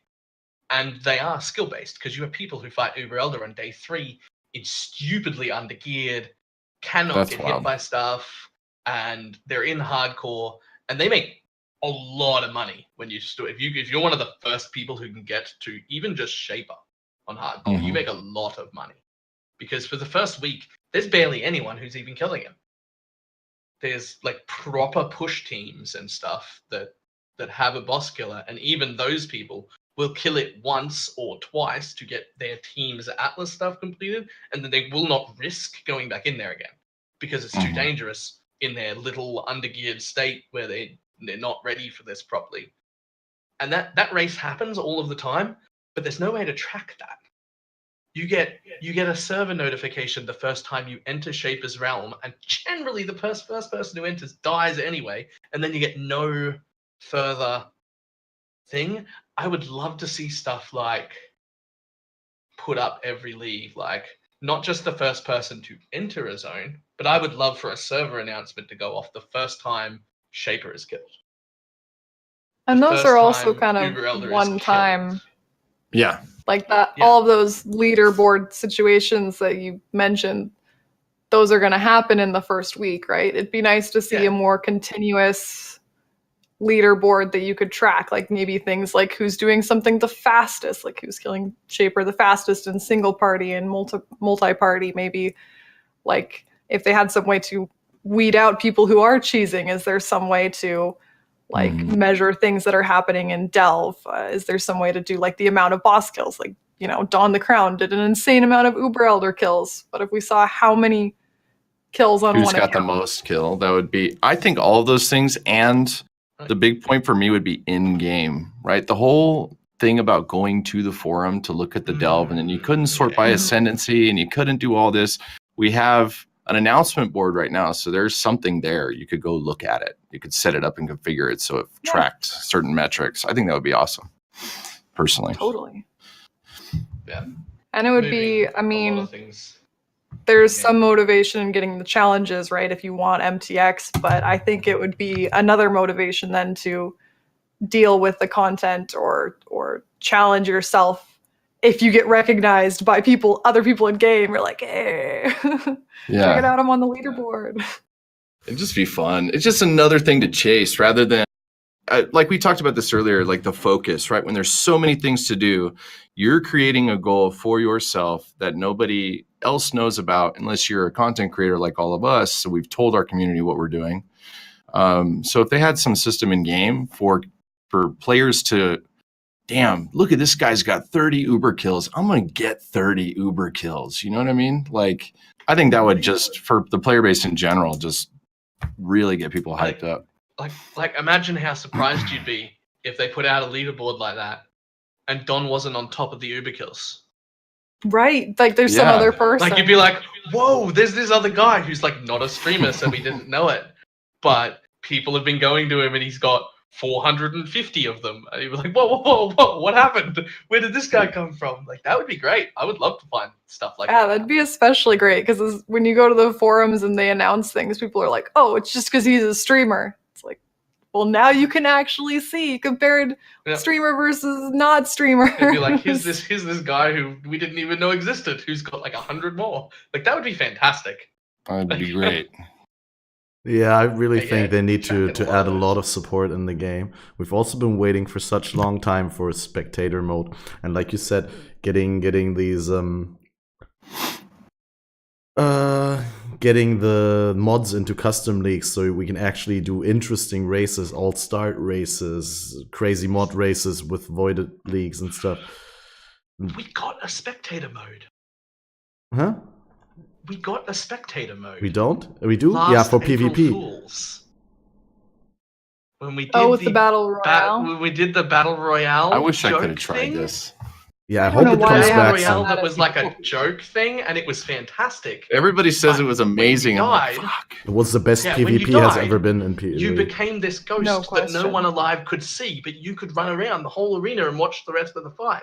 You couldn't interact with anyone, but you were there as a ghost that no one alive could see. And it was a spectator mode, and that was, I'm like, what? Why didn't that stay? How come we can't get that? Like, that would be fantastic. Sounds amazing. Like, imagine you could actually proper spectate someone from in-game who was doing something that you wanted. Like, it's all well and good for us. Like, you can come and see what we're doing.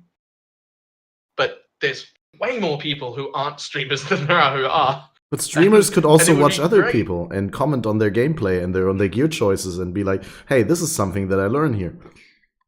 Yeah, like there's so many options there, and they have the ability to do it. Like that technology exists because we've seen it, they did it. So I wonder what's stopping us from actually having that. That's a little bit different because with the Battle Royale, the people were already loaded into the instance, and when you're dead, then you just stayed in the instance as a ghost and walked around. But if you were to allow like an infinite amount of players to join any instance as ghosts, so to say, I think that would hit technical limitations quite fast. Break something, yeah, for sure. Mm-hmm. Could be done though. It would be cool as But I'll get out. We know it's possible now, right? Yeah.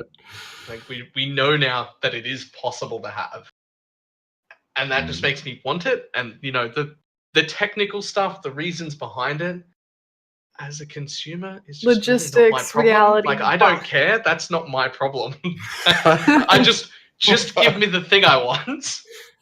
the how that works is not up. That's not my problem. Just do it.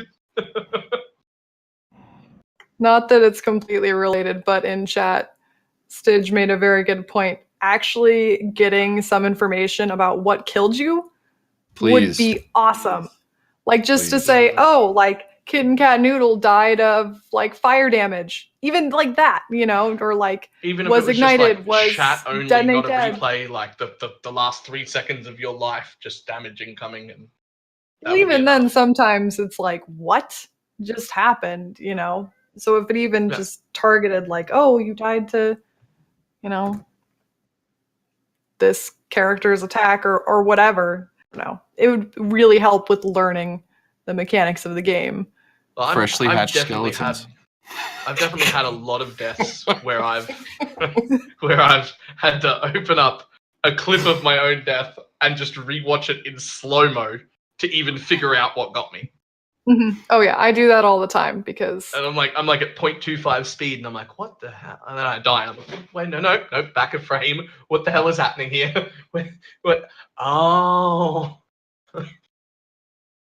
Although honestly, I would just like scratch out whatever they said I died to, and I'd be like, it's lag. It's not my fault.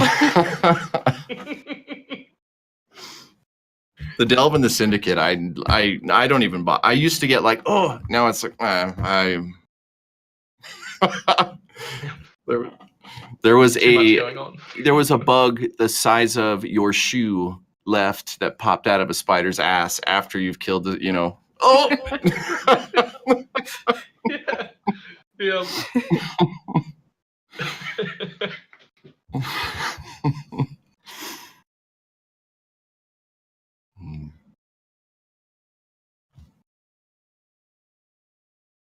Have you guys all played the new skills? I mean, I remember that KittenCatNoodle started with saying that, much to her regret, you started with Shattering Steel, right? No, Shattering Steel you can make work. I started with the one that just sucks objectively. Lancing which Steel or Doesn't whatever. work. Yeah. It's literally, I tried everything. I did no conversion. I did full conversion. I did so many different things. I put every bit of possible different routes into that, and it is absolute garbage. I'm sorry. And you know what bothered me about that is because in general, when GGG introduces a new skill, it is overpowered. And that is probably just because it's new a lot of the time, but also because it's incentive to play it. Like, look at Winter Orb, look at the brands, especially Stormbrand. They're great. They're awesome. They introduce new mechanics. They're, maybe a little bit too powerful looking at you, Winter Orb, but with the steel skills, oh my god, and Impale in general, you bring in this new skill, you give it two tags, attack and projectile, which makes the scaling really difficult. Then you give it garbage base damage. What is going on? What? I was so mad. I was like, oh, this is going to be cool. I'm going to try something that's sort of melee. It doesn't even have a melee tag. You know what? What is it? It's still besides better garbage? than the league start that I started with a few leagues ago, which was charge to dash. When that first came out, I started my league with charge to dash. That was actually worse. I've seen some cool, if you put charge dash it with works casting and now. channeling. Oh, that's It true. works now. That's true. It did not work when it came out. Yeah, really I bad. hope that's what's going to happen. Is they're going to be like, "Oops, we did an oopsie. Impale is garbage because of the fact that it doesn't even work until the second hit." And like, "Oops, only champion can even utilize anything with Impale." Like, oops. And then it only counts Because end they made an physical oops. damage, which is like one of the worst ways to scale damage right now. It's Oh, don't convert any. If you convert any, then Impale becomes terrible. Don't do that. it was so rough, and so it was. Yeah. It was definitely a struggle because I do think the other skills that they introduced, and I saw that Engineering Eternity, and I think somebody else also was able to make Shattering Steel work, and that's great. Because the shotgun mechanic is a little bit better. But when you compare it to the other skills they introduced, it was sad. Mostly just sad. I played Shattering, at least managed to get that working like it's fine. Even like it's fine, but you had to first, before it was fine, you had to figure out that I'm pretty sure the only reason it's fine is because it's bugged.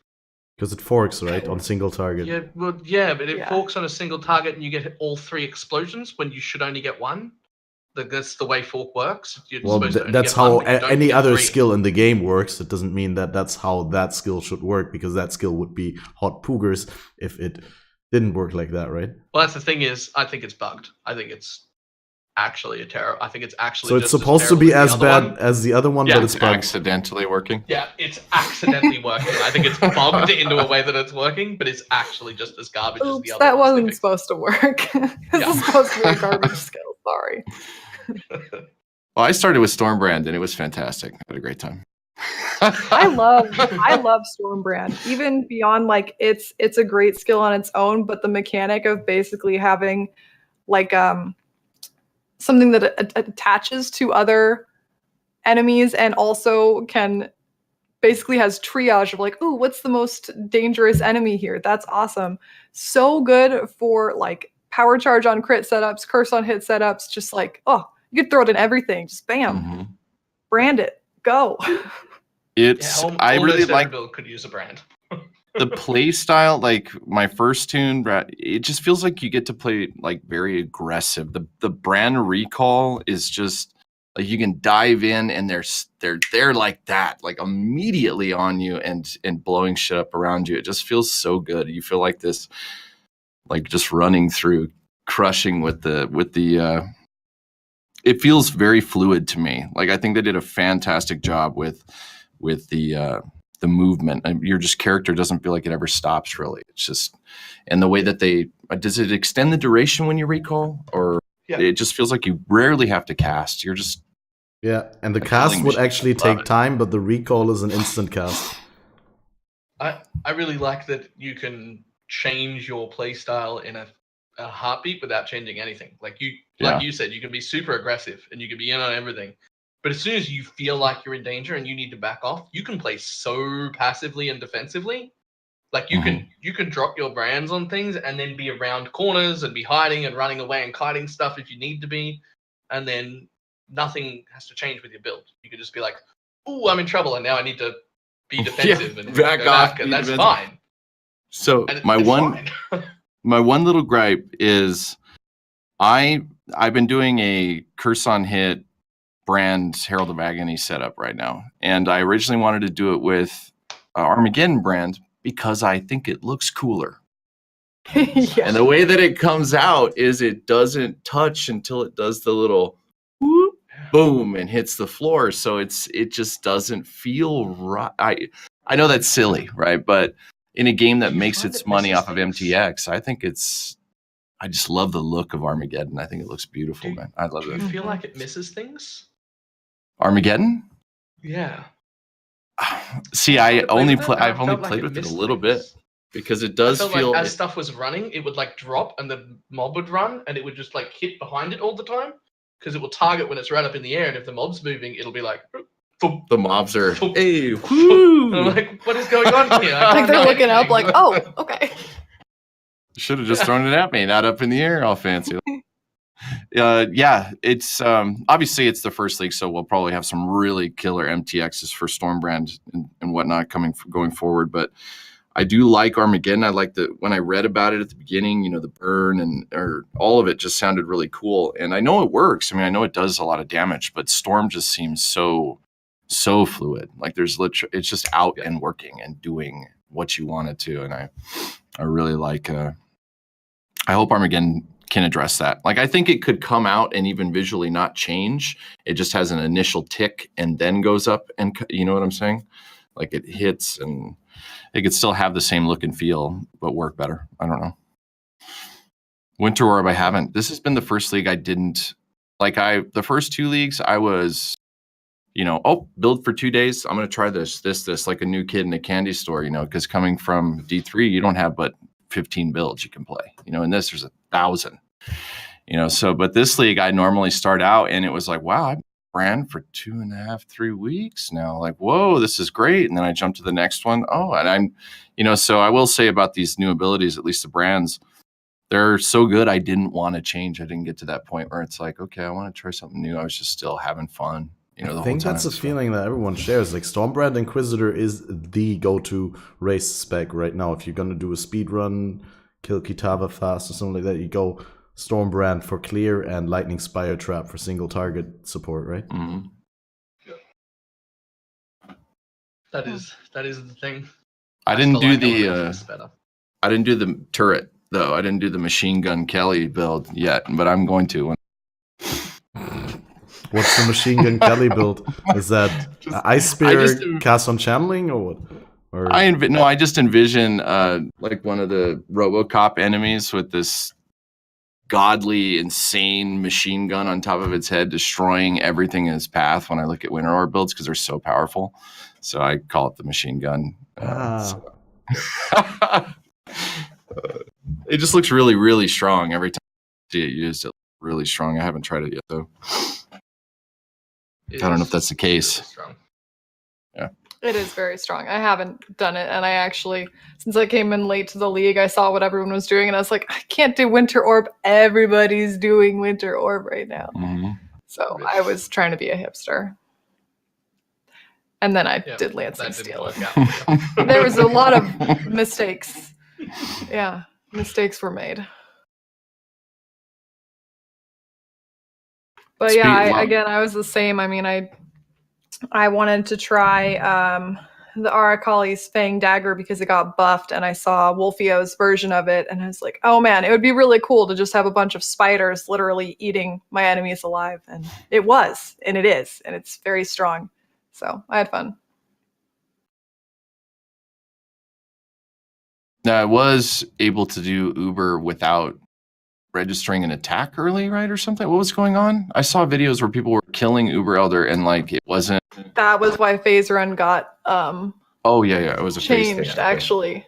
Yeah, because basically the spiders have aggressive minion AI. So once they're targeted to Uber, this person literally just sat there and phase run, like did phase run over and over, probably using some kind of reduced cooldown or using enhance on phase run.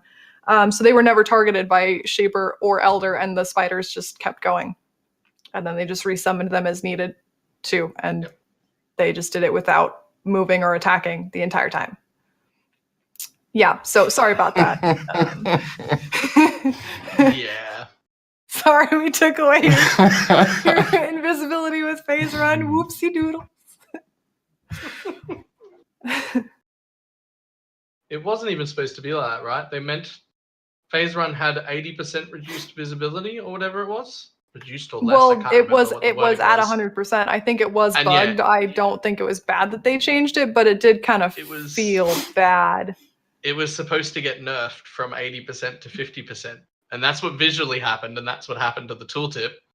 And then people figured out really early that instead of being 50% from 80, it was actually 100. You were invisible to everything. Didn't To everything. Didn't people use Ichimonji to scale the buff effect or something like that? Yeah, there was some way that they had it up constantly. Darkness stuff last league. Yeah, that was for darkness. Darkness I don't stuff know if last they did league. that We for... used Ichimonji to get it up to from 80 to I think it was like 98%. You were like 98% invisible. And that was like already pretty broken, and that's why they nerfed it. Oh, okay, and that 80% nerf to wasn't 50. successful. Okay. Yeah, But the when nerf they was nerfed actually it to 50%, they accidentally made it 100, not 50. Yeah.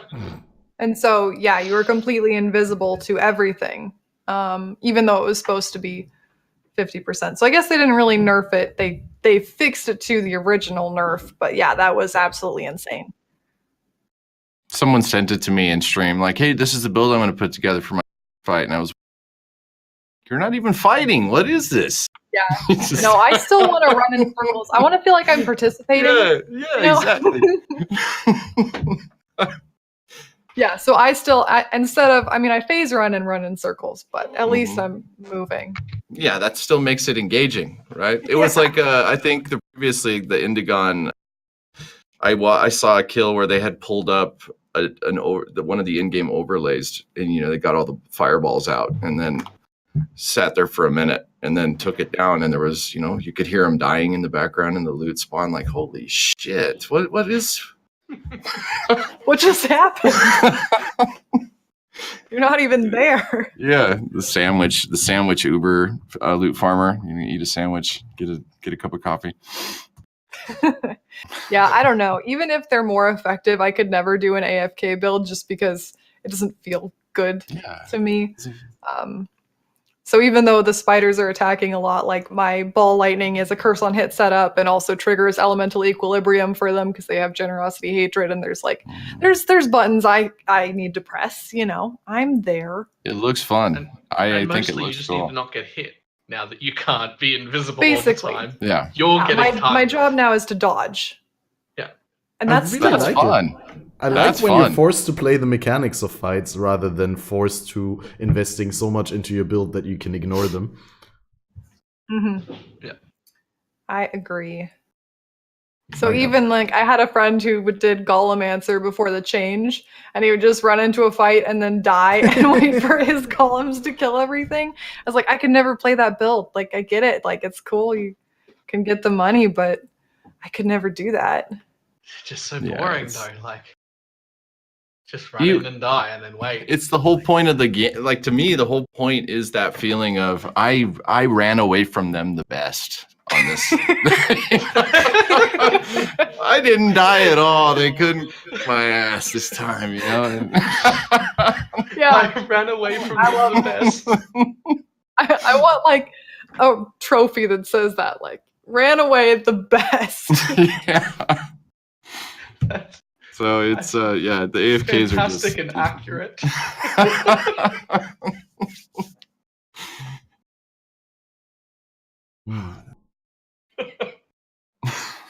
Oh, that's so good. I like that. That's my favorite quote for the whole day. I ran away the best. Another factor of the patch or the expansion.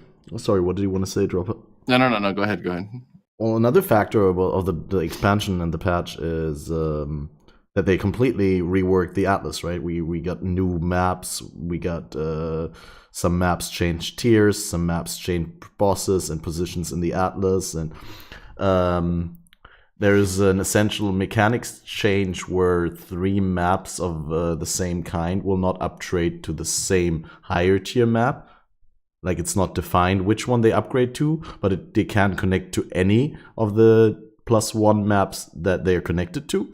So that way it's a lot easier to complete the Atlas. And on top of that, the new Zana missions now give you Atlas completion, right? So if you get a Val Temple in red maps from Zana, it actually contributes to your Atlas completion. How do you guys perceive that? Do you like, first of all, the fact that the Atlas got changed? Because I'm a sucker for changes in the game. It's nice to having to start from zero again, not knowing what you're going into, have a little bit of a pioneer feeling in a new league.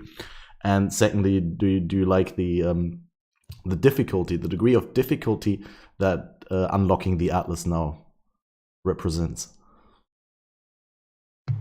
I like all of the changes that you mentioned, and frankly, they took away Torture Chamber. I was already very happy immediately with that change. Like, anything else is just additions. Torture Chamber, worst map ever. I'm happy. I didn't have too many frames of points of reference from before, but I do remember Torture Chamber. So it's funny enough, just in 2 leagues, I remember going in like, what the fuck is this Worst place? map. You know, So bad. I really like that, and it all. I don't know. I kind of really liked that the Xana lets you get some progression too. It's been it felt easier to open up the Atlas this time for me. I don't know. It felt really, especially with Delve giving you maps, the cities, it's just so easy to get what you need now. Yeah, it's never been a huge problem as a softcore player, but I, know a lot of people who play solo self-bound, and Atlas completion was always just hard, terrible for that, especially because of the 3-to-1 situation where you can only get one map. You basically, for those others that it's not going towards, it's luck of the draw, and that's there was not also good. this weird obscure mechanic where you could shape a certain map to trade 3 of that shaped map to another map that wasn't a shaped map, but that you wouldn't otherwise have been able to get from a recipe, right? Wasn't that like that? That you could get a map that was on the completely opposite side of the Atlas if you traded 3 shaped maps? Or was that before? Varling. There was Varling. Varling? I never did it. I think when you go upper tier with the shaped, I think they might have valed into random upper tier maps rather than. No. Up trading 3 of a kind, 3 for 1 recipe, not +1. Yeah, I don't think. I thought that still followed the same progression path. No, I'm I not think sure. at some point in the past, I think we were on War for the Atlas, maybe before War for the Atlas. It definitely still followed the same progression path, because that's what I used to unlock all of my Shaper Orbs. I never, back in the day, before, like, even I think just before this league, I never did a single red map. I would just vendor shaped maps up to the next shaped map above it, get my next Elder Orb, and then I would have all the way up to tier 15 unlocked without having ever entered an actual red map. So it always followed the progression still, the same progression. You can't do that anymore, but that's how it used to happen.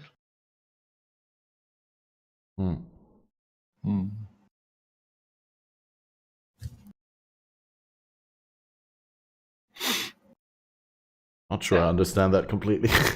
But I'm also I don't remember exactly. I wasn't prepared to talk about this particular aspect, so I'm not 100% sure how it was actually. I'd have to look it up. But I'm pretty sure there was like a janky tactic of shaping a map that you didn't actually want to shape just in order to do the 3-for-1 trade, and then to unshape it again afterwards so you can shape the map that you actually wanted to shape. But I'd have to ask Carve about it. I have no idea anymore. Like it's hard enough to keep up with the current state of the game, and I just the current state pushes everything in my mind away that was in the past. What you're describing is exactly what I always did. I would shape wherever Elder was, regardless of what map I actually wanted. Yeah, but you're talking about the Shaper Orb progression. I'm talking about unlocking your Atlas, like getting maps that you could otherwise not get from a 3-for-1 recipe by doing 3-for-1 shape maps. And that was before shape maps would actually 3-for-1 into another shape map, where they would actually 3-for-1 into another map on the Atlas that is unshaped. I don't remember ever using that. I never tried anything like that. Me neither. I just It'd be interesting buy my if that was a maps. thing. Yeah. I mean, this. I can't get that one. Let me buy it from you. All the changes that happened, I'm not sure that I love them, but I don't hate them enough to bother complaining about it. Right? Like, I don't like that the Atlas progression is suddenly way, way, way easier. Like, that feels bad to me because Atlas progression wasn't hard before if you knew how to do it. And the fact that it was a learned skill and a proper strategy would get you through the Atlas very quick compared to other people made me feel good. I liked that. I liked that that was a thing that I could learn and get better at. And I still wasn't the best at it. There were still people leagues ago in solo self-found who could get all the way up to Shaper in 3 days in solo self-found. And you'd look at their Atlas and they'd have like 140% completed. It's because they did the strategy better. And I liked that that was a thing that you could learn and get better at. And now Atlas progression is literally a joke. Like, I might as well start with the entire Atlas unlocked. It's very, very easy. Like, it's stupidly easy. I'm not sure I love that, but I'm also not sure it's like the worst thing in the world. Like, I mean, it's just not that big of a deal. I don't necessarily approve of it, but I just don't hate it enough for it to be a huge point, is all. I think unlocking your Atlas is still a big enough hurdle, at least in a non-trade league. In a trade league, you can always get maps from other people, so it doesn't really matter, especially like after 1 or 2 weeks in when the map prices plummet. But I do like that one thing that, because in the past, even if you were skilled, even if you knew how to do it, RNG was a huge factor. And if you didn't get all your tier 3 maps from the tier 2s, you wouldn't start unlocking a single tier 3 because you'd make your chances of getting the tier 3s that you're still missing a lot lower. And so you just continue farming tier 2s. It just didn't feel right to stay in lower maps just for your Atlas progression when your character could actually take on higher content. And now the fact that you'll get all the lower maps and you can do the 3-for-1 trades and eventually have all the, like, fill in all your gaps, like, incentivizes to go past that limitation and to just push into higher maps, regardless of whether you got the tiers completely completed. And also now that you finish when you do every tier map Shaper, right, you get a map from Zana from that tier or from the next tier. So you can, that even makes it easier. Yeah, I'm not sure, like, I like it super easy, but I like to be not super stuck or dependent on RNG.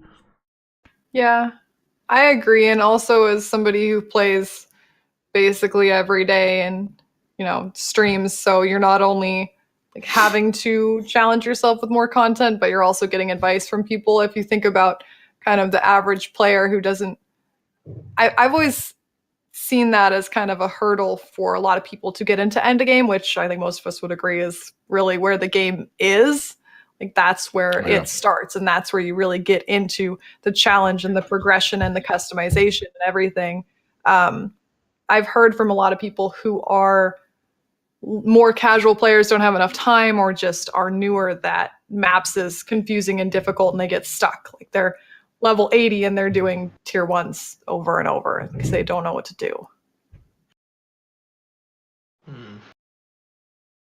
It's definitely a hurdle. I've heard the same things.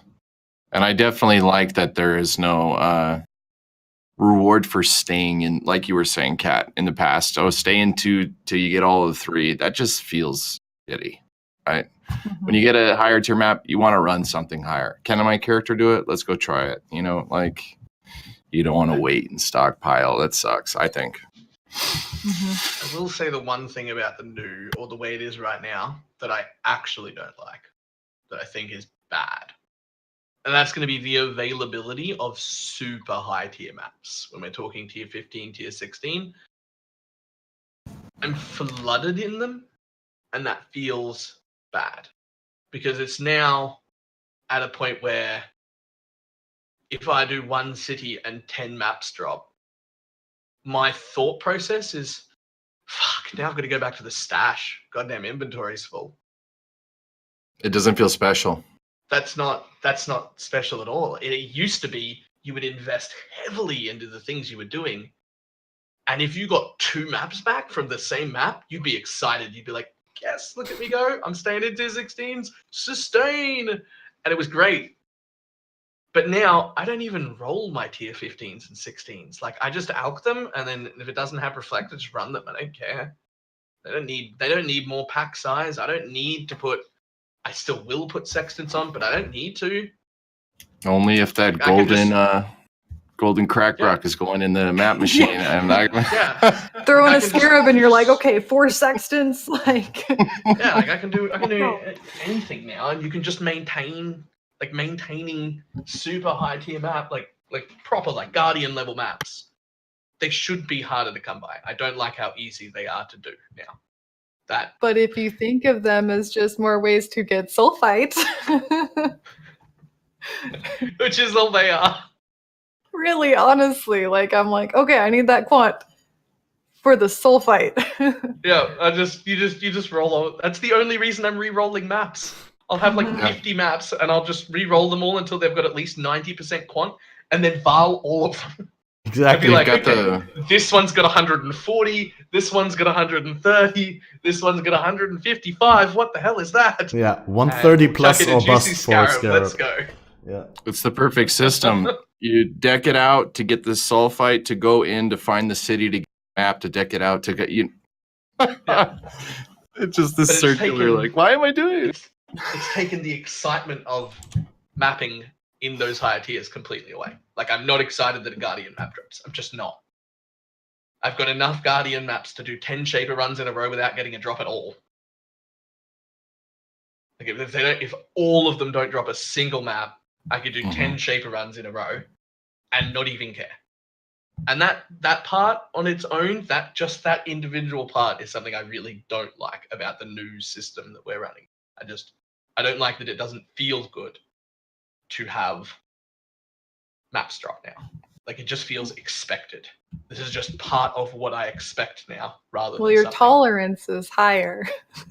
You need to keep upping the dosage, Balor. Come on.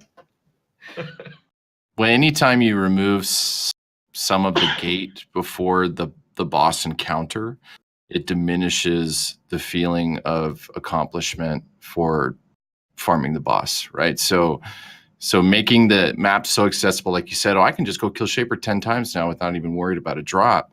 But before even having the maps to get there, you know what I mean? Especially for a new player that doesn't really know that much about sustain. And it was very special going in and killing the boss for the first time or the 5th time or whatever. And now it's like, okay, I'm going to do my daily Uber run today, like, let's get it going. And I've got a stockpile of Guardian maps. I do the cycle. Now let's go get some maps and go in the delve. I'm done, and it doesn't, it's still cool, but it just, I really like the feeling of having overcome the game. Yeah, you feel like the big dog Exile walking out of the Uber fight, like, yeah, dude, dusting off your shoulders, you got no maps left. It's not the same. That's fair. Yeah. Yeah. I do like it though. I mean, either way. Well, on that note, like, it's so easy to delve into Darkness Dive once you get your light radius and your darkness resist a little bit set up. But in my hardcore solo self-found fresh runs, I leveled to level 70, and then I did like delve depth 10, and I strolled off the path. And because the flares don't last very long, I made the mistake of running back to a flare that was timing out, but it still looked like light. But I already had like 10, 12 darkness stacks. I was degenning. I ran to the flare. It's like, oh shit, the darkness stacks are not stopping. Log out, log out. But I still died with a level 70 character in delve depth 10, just because I had minus 50 resistance. That reminds me of something a friend of mine always said. He was like, he never really liked that you take the same damage from normal lab traps, regardless of whether you're level 10 or level 90. Like that you could just go into normal lab and legitimately die with a level 100 character. Just making a mistake. That's something I really, really liked. That they were Yeah, exactly. Based, because it meant it was always the same level of danger. Yeah, you can never trivialize it. I mean, I could go in 10 levels under, and as long as I can fight Azaro and not get hit, I can do the entire lab. Because the percentage-based traps aren't more dangerous to me just because I'm under-leveled. So I always thought that was a cool thing. Yeah, and I think that's in general something that I don't like in Path of Exile, aside from it being a glorious, awesome game, but I don't like that content actually feels harder in the beginning than it feels towards the end of the game. Or, yeah, I just, the way they marketed Delve, right? You know, scary, scary, darkness gonna eat you alive, you go deep into those caves. You would just, by the nature of that announcement, or like the how Delves were represented, you would assume that the deeper you go, the more scary the darkness is gonna be. But it's exactly opposite. It's like, early on, the darkness is really scary because you don't have any Azurite to buy the darkness resist and the light radius upgrades, and later on, those upgrade costs are trivialized by the vast amount of resources you get to spend on the delve upgrades. To a point, right? I also feel like with delves, it's like you scale up your character and your light radius and all that, but then you hit a certain point and it feels like I've just hit the wall, right? Now I've blocked myself in, the mods are fucking terrible, you know, like you're dying from you don't know what, you know, and it doesn't feel like there's that gradual scaling. It feels like I'm coasting and then like, boom, no more. You know, that, at least for me. Yeah. And then you backtrack. One-shot mechanics. It either one-shots you or it doesn't. So you live up until the point at which you live up until the point where you don't. It's gone. There's no struggle area. There's just, it can either one-shot me or it cannot. And if it can't, then it can never kill me. And if it can, then I die instantly. That's it. So yeah, there is that, but system. What Cat's talking about is just the darkness itself, just the darkness. And the darkness, when you first start a league, super dangerous, really iffy. Lights around the cart like this big, you can barely see your own nose, and you've got like 3 flares. So much. Yeah. Then eventually you've got so much light radius and so much darkness res that you can run around in the darkness for like 18 seconds and then drop a flare. Exactly, and you have 15 flares and each of them lasts 20 seconds, and you're like, yeah, what am I even doing? Or I would have liked it if, for instance, flare costs would scale up, or something that actually deeper feels more threatening just from the darkness point of view. Of course, the monster mods get quite insane, and the mods on the areas, the penetration mods that you don't have anywhere else in the game, that you can't counter with the law weave and so on. I think they did a really good job with that scaling difficulty. And even if it feels like, hey, I'm cruising, everything's fine until the point where it isn't, and you just randomly get one shot here and there, and then you decide to go sidewards, it still gradually approaches that point.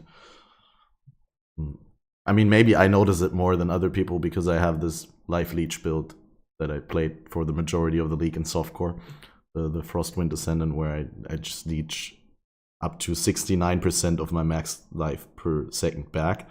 And then you take a lot of damage. You never die, but you always see how the life goes down and up again. Yeah.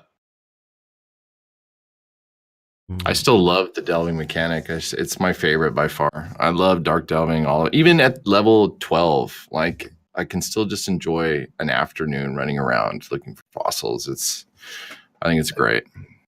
I'm waiting for a race or a race season that's just unlimited delve and you get nothing. Like, you don't get to. What I want is just to not get to leave Lion Eye's watch.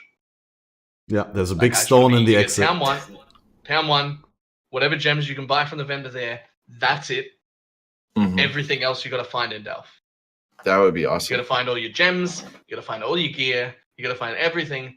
But during that race, you have unlimited sulfite. Just live in the mine. Yep, you just live in the mine, and it's just a oh. race. And that race should not be based on level. The level should not win. The depth wins. Can you bring? No, it's how do just- you bring Uhl into the mix? Well, if you're racing, I would suggest don't Damn. fucking do it. Just pass it and go down. You should just give a bonus reward for doing it. I just like the boss encounters are made. They did such a good job with that encounter specifically. The way it looks is just, it's beautiful in there. Yeah, it's really So, good. that sounds amazing. I would see them. The Delph if I passive never in ran a general. sulfite, I would never log. I would have probably died from sleep deprivation at this point. So. But you use it as like you're like, okay, what have I got? I got this much time left. Okay, I can get my 60,000 delve juice and we'll go again. And when that runs out, I'll go to bed. Yeah.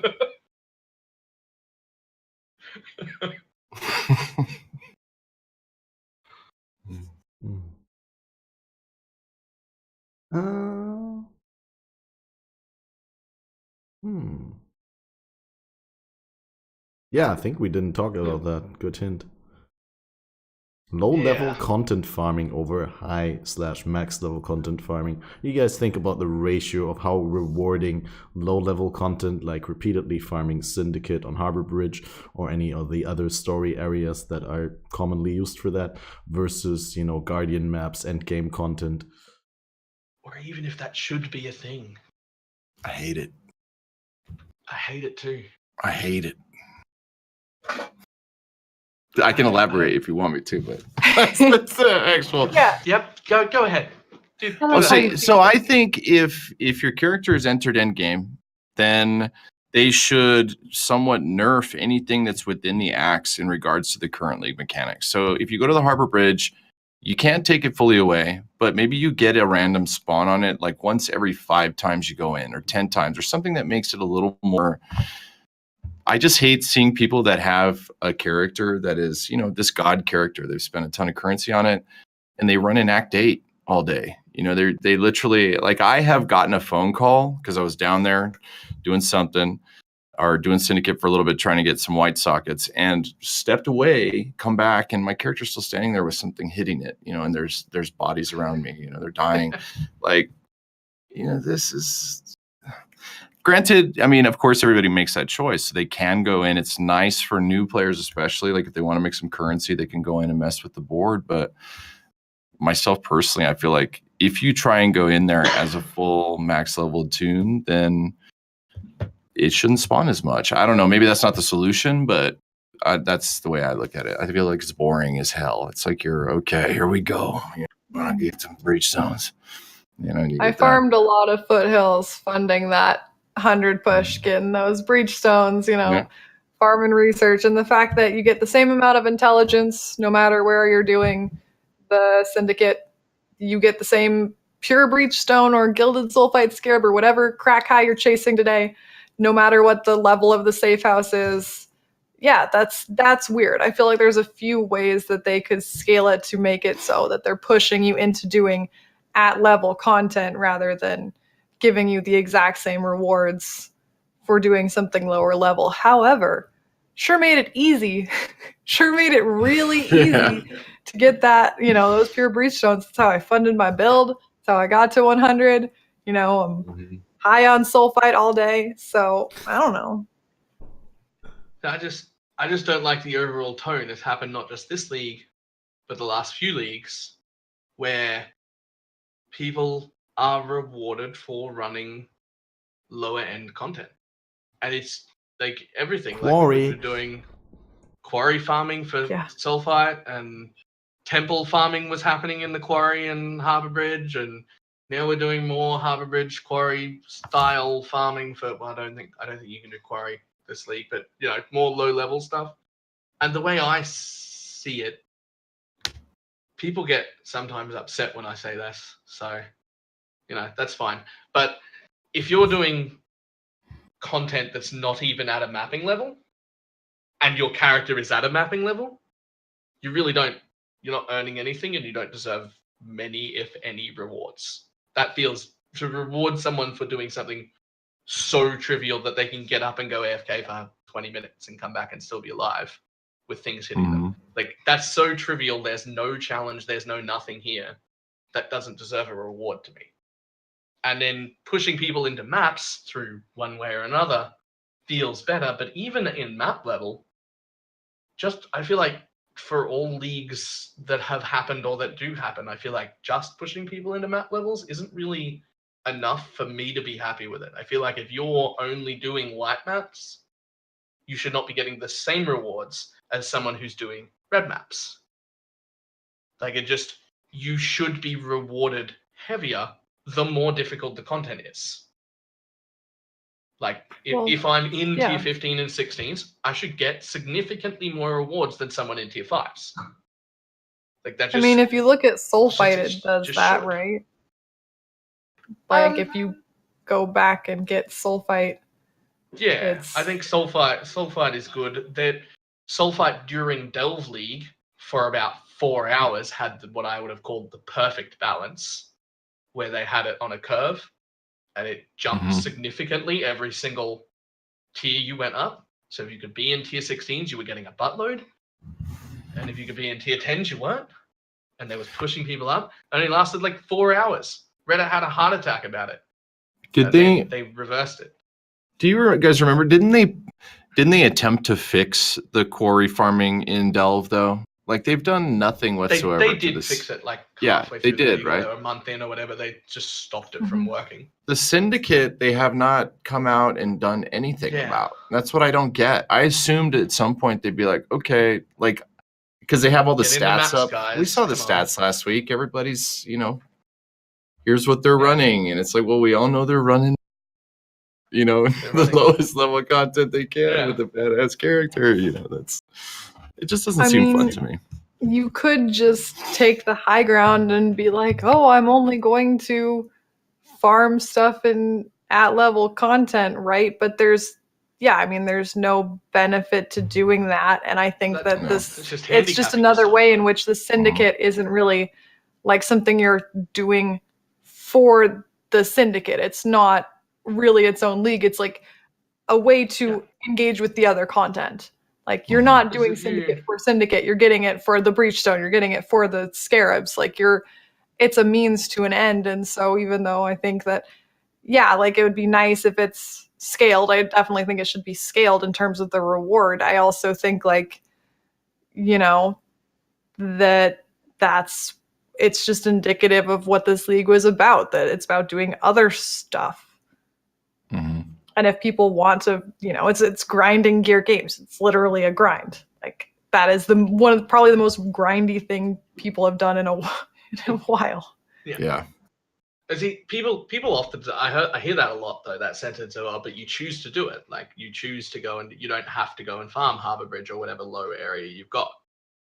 Yeah, it's not the only way to get it. But that's not really true. You kind of do. Like, okay, you don't have to, but you could also choose to make significantly less money and significantly less rewards than everyone around you, which is handicapping yourself and your ability to buy things in the league. And, like, even if you play on your own, mostly it's still, unless you're in solo self-found, it's still an online game. There's still trading involved. What other people do affects your market. It affects you personally. If everybody else is making 150 chaos an hour more than you because they're choosing to do that and you're not, then it's not really a choice. If you want to keep up, if you want to do stuff, if you want to push for level 100 and buy a bunch of breach stones, if you want to do any of the decent content, if you want to buy any of the decent gear, you have to go and engage in the profitable ways of doing things. And if everyone else is making double what you're doing because they're in Harbor Bridge and you're running red maps, you have to leave those red maps and go run Harbor Bridge for a while and make the money there. Like, you have to, or you just don't get anything. The price of everything just goes up. Like, it's the effort to chaos is a thing. Like if everybody else can get 3 times as much chaos per hour doing Harbor Bridge, that doesn't make them 3 times as rich. That makes them just as rich as they normally are.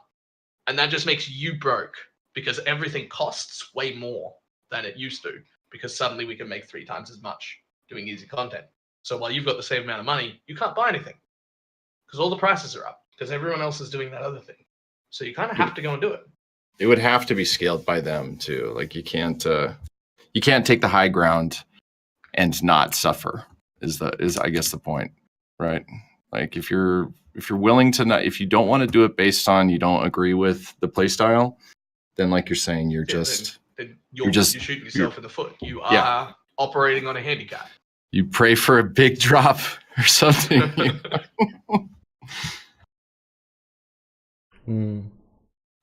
I think it's just been a long time. I mean, the area levels and the currency drop penalty have not been adjusted basically since the 10-act expansion. And I think we got a lot of power creep. And while before I really didn't mind, there was a way for people who couldn't get into maps to just run Harbor Bridge or Blood Aqueducts all day, get fat gem XP, farm some tabular cards, farm a little bit of, stuff that you need or that you want to have in a trade economy. I don't mind that being there, but at this point, I'm really not sure whether farming Blood Aqueducts should be completely unpenalized in terms of currency drops, for example, because it is. As a level 61 area, your character is never considered higher than 68 for calculating currency drop penalties. So you are unpenalized in Blood Aqueducts. And at this point, where pretty much anyone could be running channel maps instead, I think Blood Aqueducts could be a little bit penalized, maybe. I feel like all of the story content should be penalized at a certain point. There should be some backscaling for sure. Like you should be forced into maps. Like it shouldn't ever be the profitable thing to stay out of maps. Like, okay, well, like we're talking about Delve is so good and I like doing temples and beasts are cool too, and beast crafting is cool too, but you get all of those things from maps. All of them. Mm-hmm. They all come from maps. I feel like maps are that's where we should be pushing people into. Letting people stay in the story content just feels bad. Like even though I'm doing it and I'm engaging with it, it doesn't feel right. You're just sitting there doing essentially nothing. Yeah. Well, even the syndicate members scale too. They're just they don't need. There's no danger. Anything. It sucks, is what it does. That's so easy. That's the only way I can put it. Yeah, it does. It sucks. It's the one gripe that I've had for a long time. Beast League was the last league that I felt like did a good job at that. Because like all the best beasts were up in like red maps. Like if you wanted to get specific beasts, you had to be in like I think it was tier 14 reef or whatever it was, or like over in this map that's in red or over in that map that's in red. You couldn't encounter the bosses without being pushed into red maps. They just wouldn't exist. They just did not spawn unless you were pushed into high tier content. And that felt good to me because at that time, I didn't even like doing red maps. They were too dangerous. I didn't like it. But I went anyway because I felt like, but if I go up there, then I might get one of these cool beast rewards.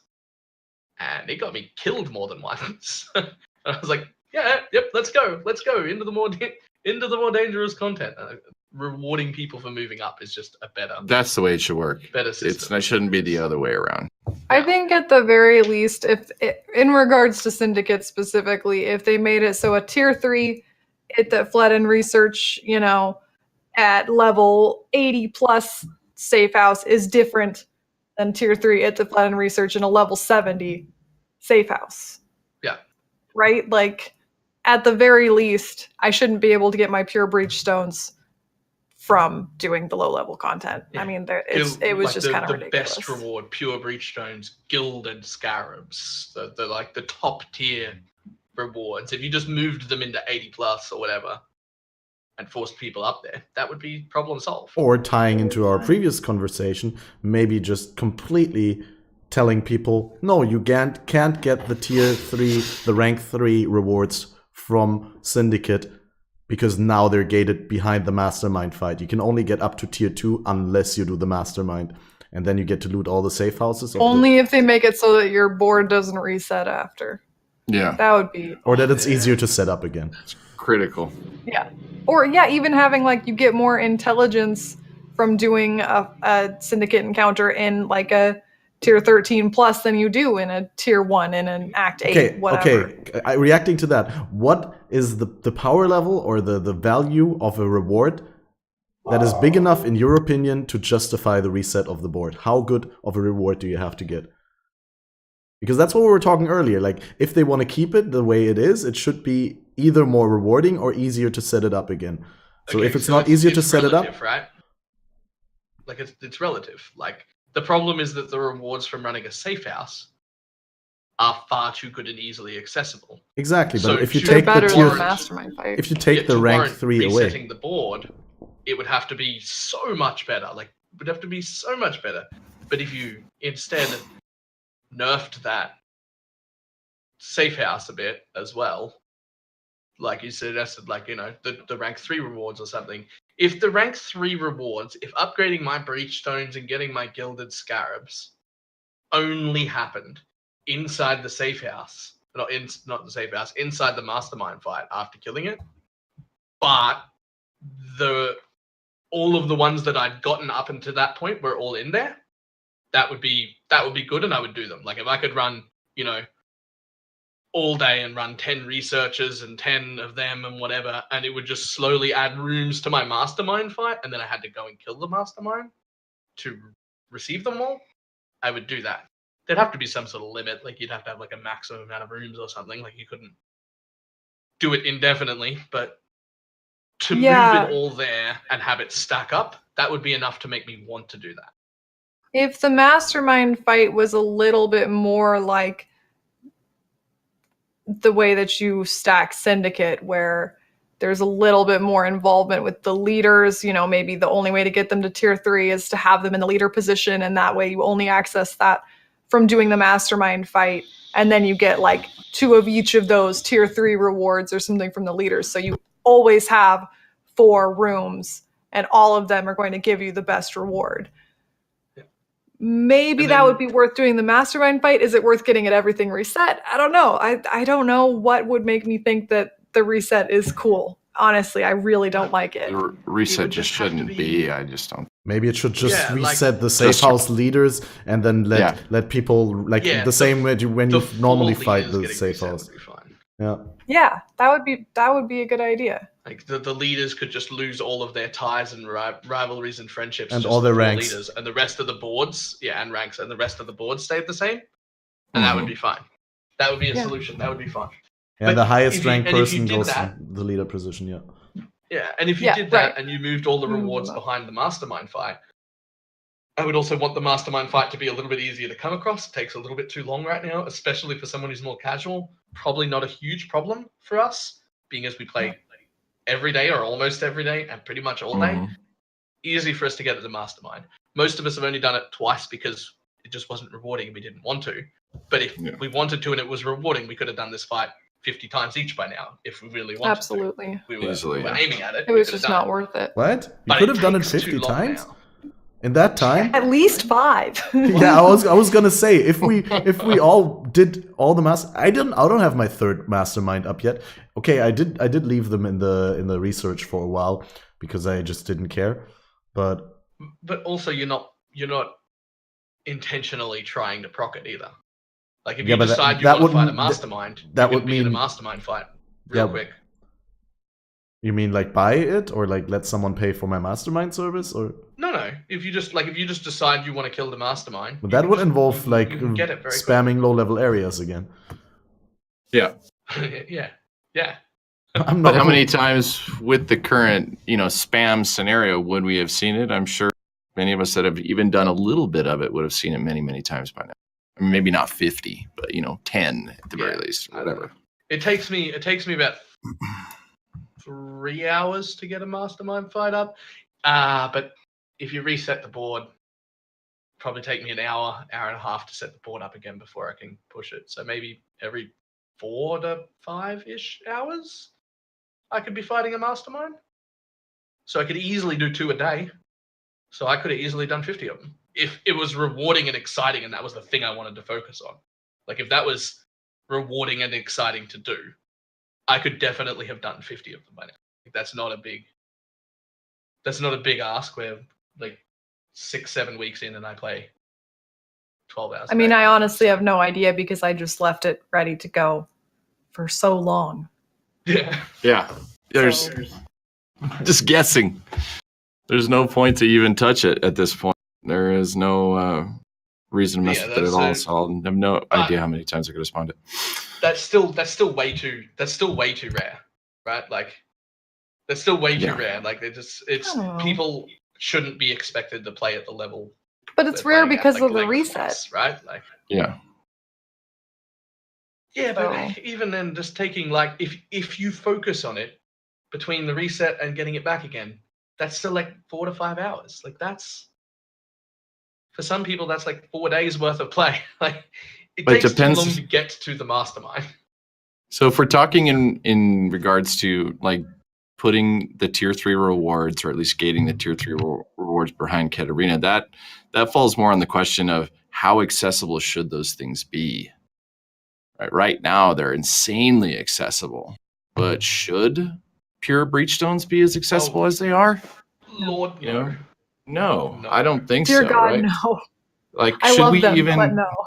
I don't want to say this out loud, but I'm going to. I love being in the delves, but if I was getting the tier 2 scarab all the time, and then I got this really cool bonus of getting the tier 3, and it was guaranteed to have 3 Nikos, no more 1 Nico ever again. But if that were the case, then that would make it, of course, maybe make her spawn a little faster and not reset the board. But even if it was at its same pace, that would make Katarina so, that would be badass.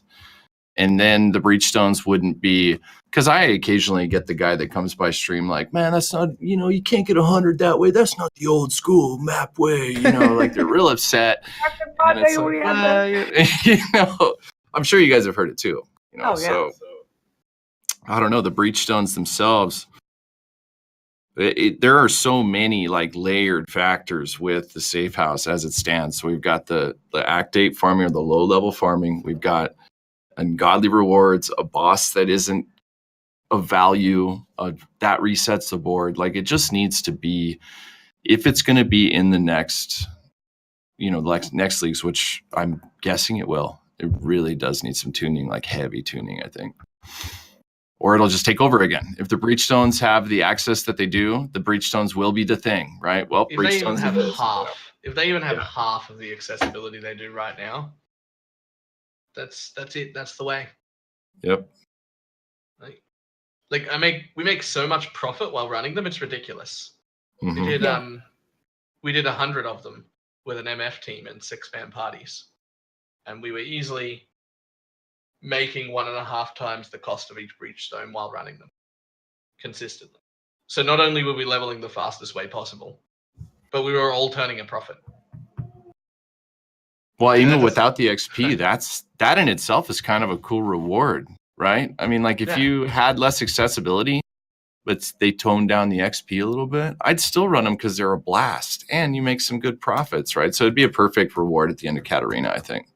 Some sort of combination of the tier 3 masterminds that you've set up, It'd be a really nice way to do it. I'd love to see them all hidden behind the mastermind. That way we have to actually do the fight. They're rarer.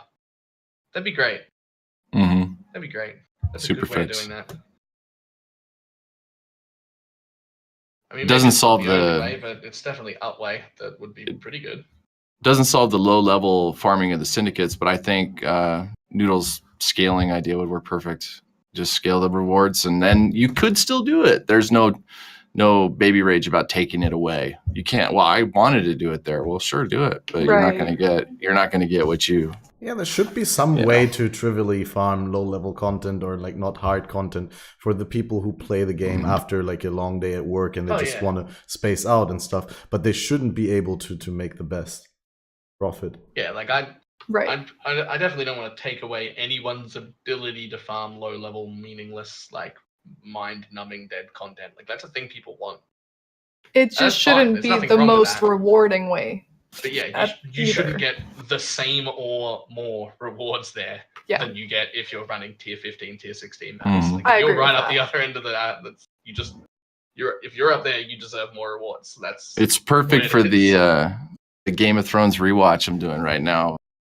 You know, just running through the bridge. I'm about to finish reading the 5th book. Oh, you don't want to go there. This is going to be way too long. Wait, what? You're reading a book? Oh no, yeah, I thought of Game of Thrones. I'm reading all the books. Yeah, I'm I thought while farming Harbor Bridge, I was like, how can you read a book? It's perfect for that, right? Yeah. I can read a book while farming Harbor Bridge. What? Honestly, I probably should. Depends on the build, I guess. Auto bomber should work. Just have to hold the mouse button in the lower left corner and upper right. Alternating. And always read like half a page until you have to reset the instance. I've got 2 eyes. One on the screen and one on the book. Balor the Chameleon. Or you could just there is a program that's called Always on Top or something where you can make overlays over your apps that you can click through and have the transparent background, so you could just have the PDF on top of the screen. But then with all the visual clutter, you wouldn't be able to read it anyway. That is some serious min-maxing right there. Wow. I got a min-max. I mean, there's no visual clutter when you run through Harbor Bridge. Just for the like 8 seconds that you're having to fight, it's not even 8 seconds. For like 3 seconds that you have to fight the Syndicate, there's a bit of clutter, and then it's just clear. I will say I have run by him watching some real intense moment in a show. You know, oh shit, I had to backtrack and get the safe house. Forgot what I was doing. Oh god. So, if we get new skills, if none of the new skills seem appealing to you, and if nothing gets significant changes, and the new league starts tomorrow, what skill are you playing? What character is your league starter right now, healing wise?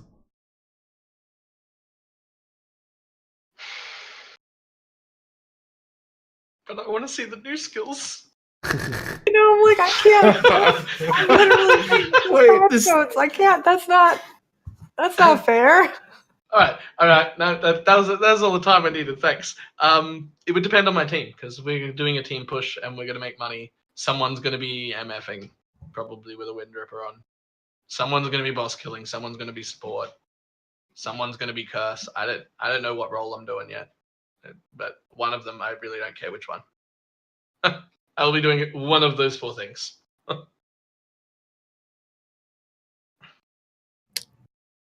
You or me? I would probably go with Brands again if I go solo.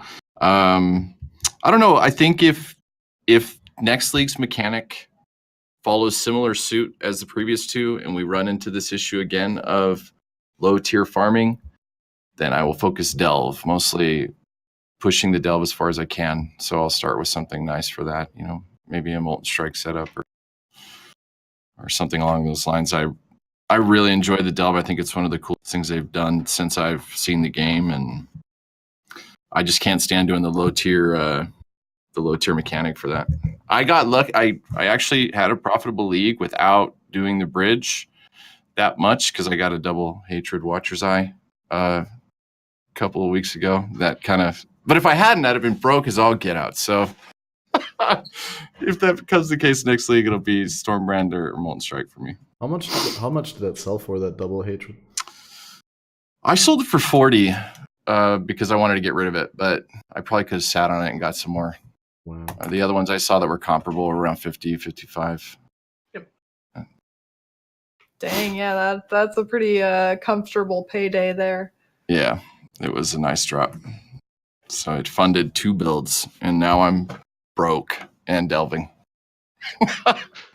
So it's And- fun. Noodle, what would be your go-to league start right now if you were on the spot to come up with a build that you'd have to play tomorrow? Yeah, okay. Well, the correct answer is I'm going to wait for patch notes. Obviously. But if I had to pick something, I mean, honestly, the Arc Trap build that I did, it's a perfect league start. It's so easy to do all the content with like no currency. And even though they nerfed traps, they haven't nerfed Arc. So, I mean, it's easy. I know it, like, wouldn't even have to look at anything. Arc is so fun. Yeah, I'm doing Arcmine Saboteur Arc Mines is so badass. in my league runs, like my fresh league start practice, and it's I so find good. Dark You just Mine's so everything just drops dead. Yeah. fun. I know Especially it's when you good get and your it's 5 powerful, link. I don't like it. I don't know. You don't like Arc Well, in you're general or wrong. the mines? No, I just don't like mines. Oh, I like the Oh, I playstyle of Oh, I mines. don't like just, mines either. It's just because of the 2 buttons. Like, I'm a simple person. I want to throw it Yeah. and be done. You know, I don't want to have to take the second step, even though I think mines are definitely, like, objectively better now. Trap is just easy. They're pretty They cool, are, but the I'd game rather play wants traps. to force me into traps. Like the first run, the game was fine with Arcmine because the first run I did earlier this week, I got Essence Worm and I got Cosprey's Will. I was like, okay, that's gonna work. And then I died in Delph, like I told you. And then like the recent run that I started yesterday, I did get a unique Sadist Garb, and I was like hovering it for like not hovering it for 20 seconds. I was like, I kind of wanted to be in Pulsars, but then it was a Tinker Skin, obviously, and now I'm not sure. Should I unspec out of mines and go traps because I got a Tinker Skin, or It's is a sign. Tinker Skins good enough? Traps are fun too. Is Tinker like them Skin both. just good enough without changing to traps? Can I do Arc Mine with Tinker Skin because I use Lightning Spire Trap anyway? That already justifiable? Yes. Yeah. Well, you get cooldown recovery for your traps, so you'd have your Lightning Spire traps up a lot more, and you get a little bit of life and mana for each triggered trap. And honestly, the thing is just a good evasion ES piece, and it has life.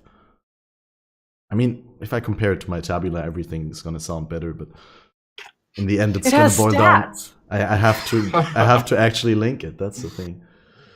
Oh, But that's true. what is another chess piece I would want on an Arc Miner? Just a rare. Lawweave. Lawweave, yeah, true. But Lawweave solo self found is gonna take a while. On SSF, I took Shroud early on. Last time we Shroud's did good. traps.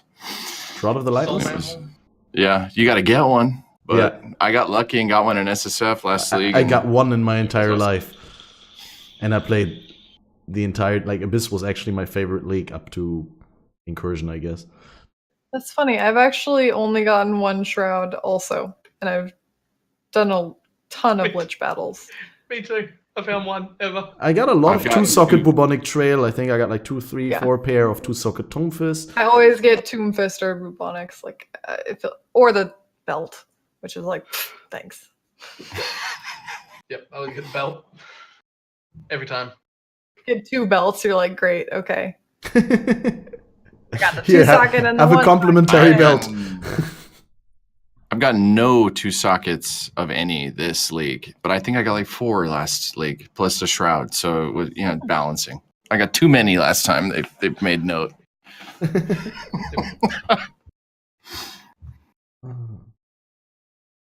Good.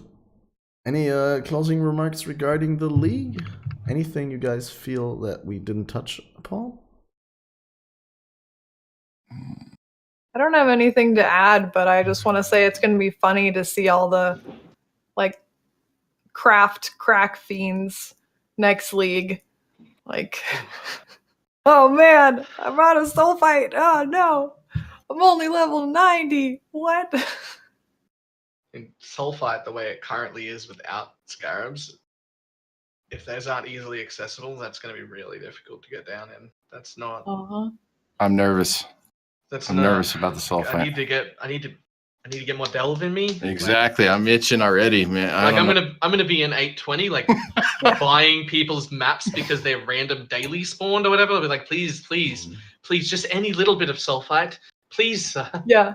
Just like a bunch of people hanging out outside the mines. You're like, get out of here, man. You got any sulfite? Are you going in there?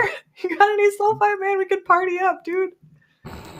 Yeah. You're like, I'll go to someone else's mine. I don't care. Just bring me. Yeah. I just want to be in I'll the go mine. anywhere. I just want to go down in there. Yeah. Actually, just bring me along. Yeah, I'll just Don't leave me behind here on the boring. I hope surface. someone hears this and I will pay you to bring me into your mine. makes Baylor's race a reality, where you only loot in the mines. That sounds amazing. That would be so much fun. You'd have to find all your gems. All Yeah. your support gems. If you want to use any skill that isn't in Act 1, you're going to have to find it from a gem node or get it dropped. Like, it would be so much That would fun. be so much fun.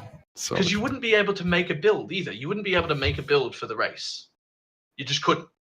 Yeah. You would have to just go Wing it. and adapt to whatever happens on that run. Mm-hmm. Because you might never get Stormbrand. You might never get Blade Vortex. You might never get whatever it was you were hoping to use. Mhm. You've just got to take what you're given. Mm-hmm.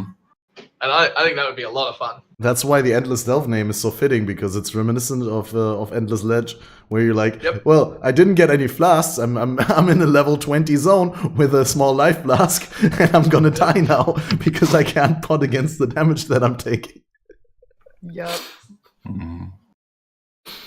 I guess the only thing I want to say about the league, I mean, we've touched on a lot of topics and areas where they can improve, but I do think it's been a blast so far, regardless of whether I dug the bridge farming or anything. Like, just the master changes and everything, they're killing it, and I can't wait to see next league stuff. And there better be new skills. That question was terrible.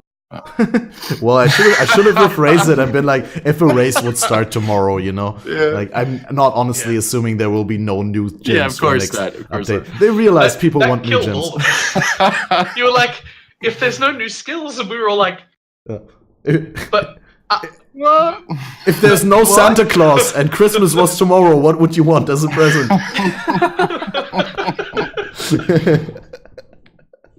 It's been a great league. It's nice to be able to choose like this and really choose, not like oh yeah, there you can add breach through Xana or whatever. No, it's like, all right, I'm gonna delve, or I'm gonna farms Alva, or I'm gonna do all these big league mechanics. It's been cool. It's super cool.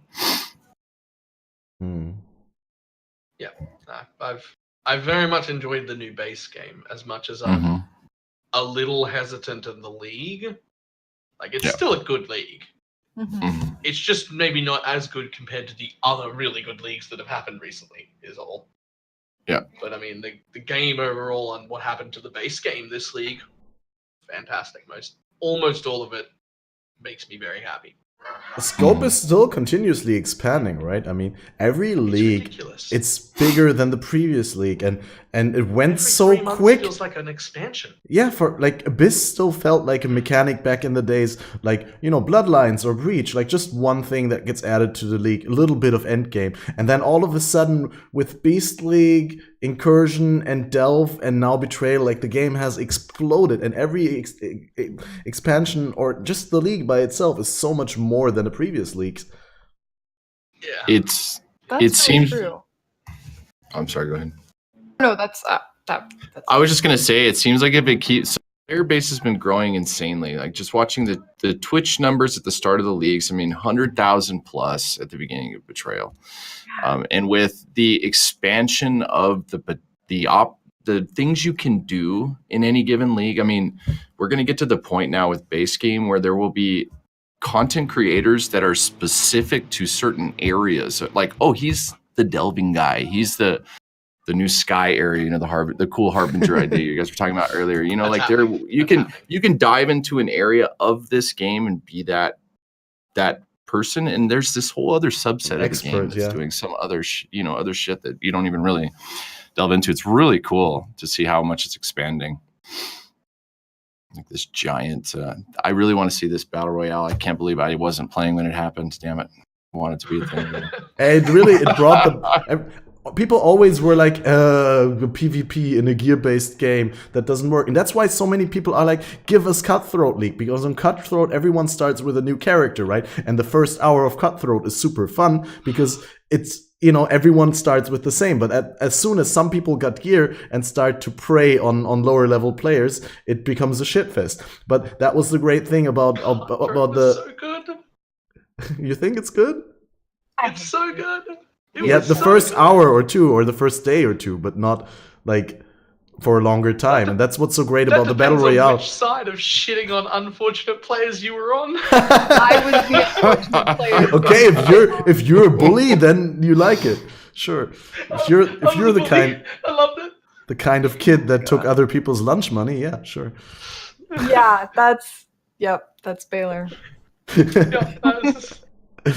I ended up the last cutthroat I did. I ended up failing miserably because there weren't enough Australians. So I started going onto like EU servers and US servers trying to kill people over there. But I had way too much ping. Bully. Wow. Yeah, I had way too much ping though, so I started getting killed, and then I lost my gear, and then it was over. Honestly, I don't even like PvP in any game very much. It's not my style, and I thought Battle Royale was great. They should put it back. Yeah. The thing is, if it was a permanent feature, it wouldn't be fun. If they put permanent Battle Royale into the game, we wouldn't play it, and it wouldn't be worth having the server there. Because it would be really fun for a week or two, and then there wouldn't be enough people to start each game. Like, you'd be waiting in queue for 40 minutes or an hour. Probably true. And so I really, really liked it as an event. And I really, really, really hope they bring it back as another event. But I don't think it has a place just being permanently put into the game. It would have a place if it's permanently. It would have a place if they made changes to it. If there was like the free champion rotation in League of Legends, sort of like a skill rotation of skills that would be able to drop, of unique items that would be able to drop within it, and certain ones were banned, so to say, then it would be fun. But Battle Royale already wasn't fun at the end of the day when everyone knew that Split Arrow and Frostblades are the best options. And, you're just either off-screen people or you run up so fast to them and freeze them and kill them that they can't react. And yeah, if that sort of stale meta that was figured out really fast would be subject to changing every once in a while, like say every week or every couple of days. A random gem. Yeah, exactly. They did mention, I don't have the post, but GGG specifically mentioned that they were looking into how to do Battle Royale differently in the future. And they were even looking into a specific Battle Royale skill tree that would be different from the base one, that would let you get to important things real quick. There's a GGG post on this, I don't have it, but it was by them, and they were like, this was one of their options, was looking at having like a very simplified, smaller skill tree for things like Battle Royale. And that could be really fun. And they would need to do that. It will probably come back in the future and be quite fun.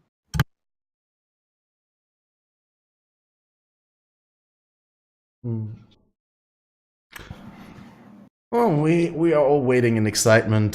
Just for the people who came in during the podcast, we didn't know beforehand. We got the notification during the second half of the podcast that GGG officially tweeted that the announcement for the next league is going to be on the 19th of February. That's 10 days from now. And that the new No more league... Valentines. What? Yeah. So my league guess is completely for the trash can. But let's hope it's going to be something as awesome as my idea. And the league is going to start on 8th of March. That's what we know now for sure. Previously we were just speculating. Well, the last one started 8th of December, I think. Yep. So we were all presuming that would be first week of March, but now we get the date. We can pull out our little schedule and cancel our day jobs if we have any. And make time. Jobs? Never sleep. Exactly. Adjust the sleep schedules. For a living.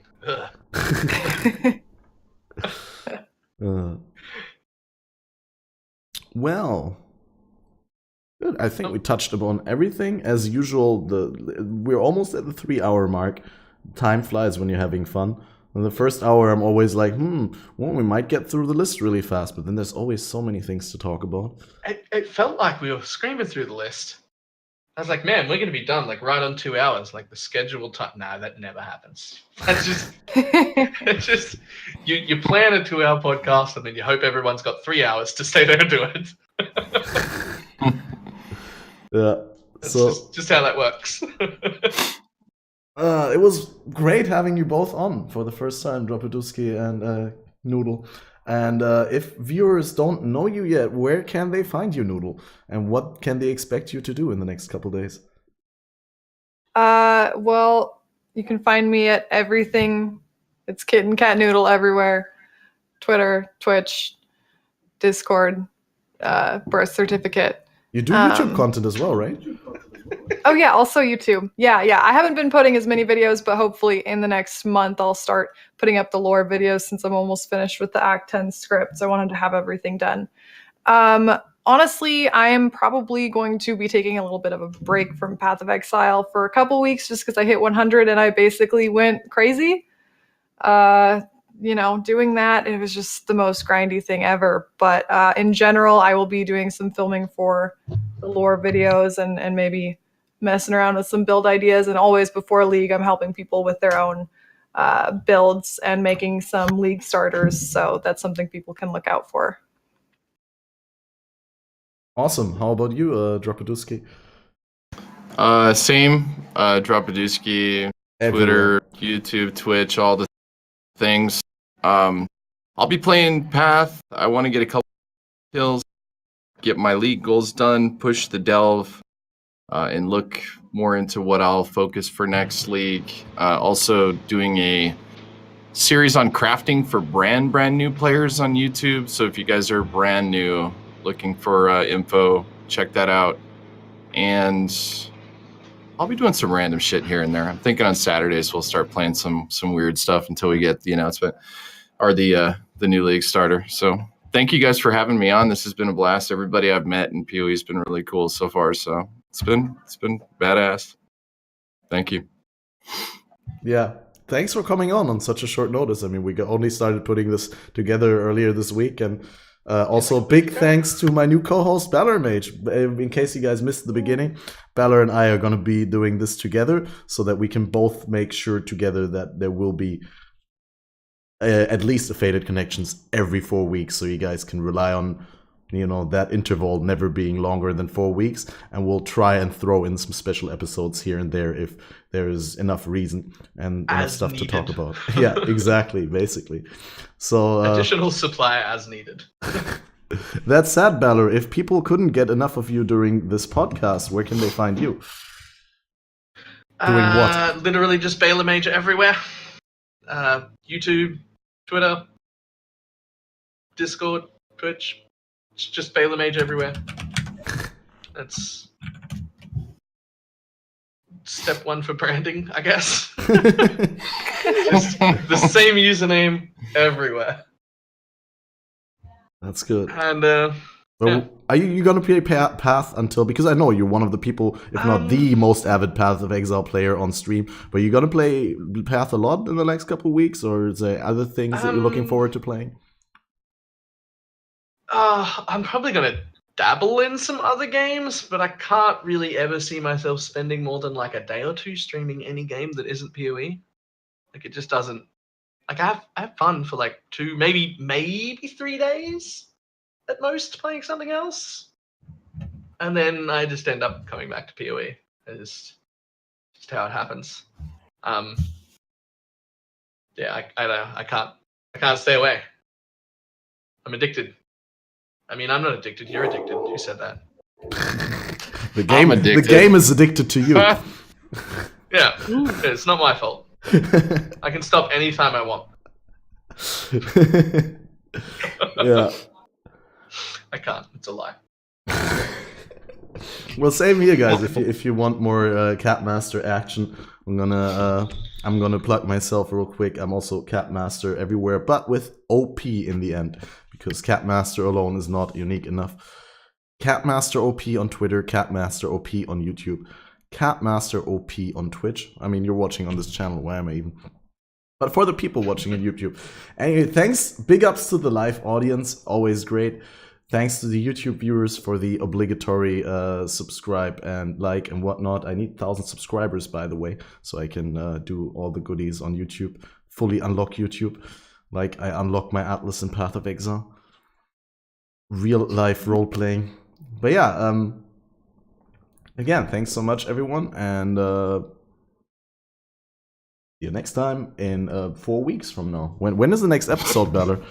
Do we have that prepared? Somewhere. Wait. Hang on. I'll find it.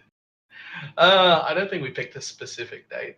I think the first weekend of March would be the 2nd of March, right?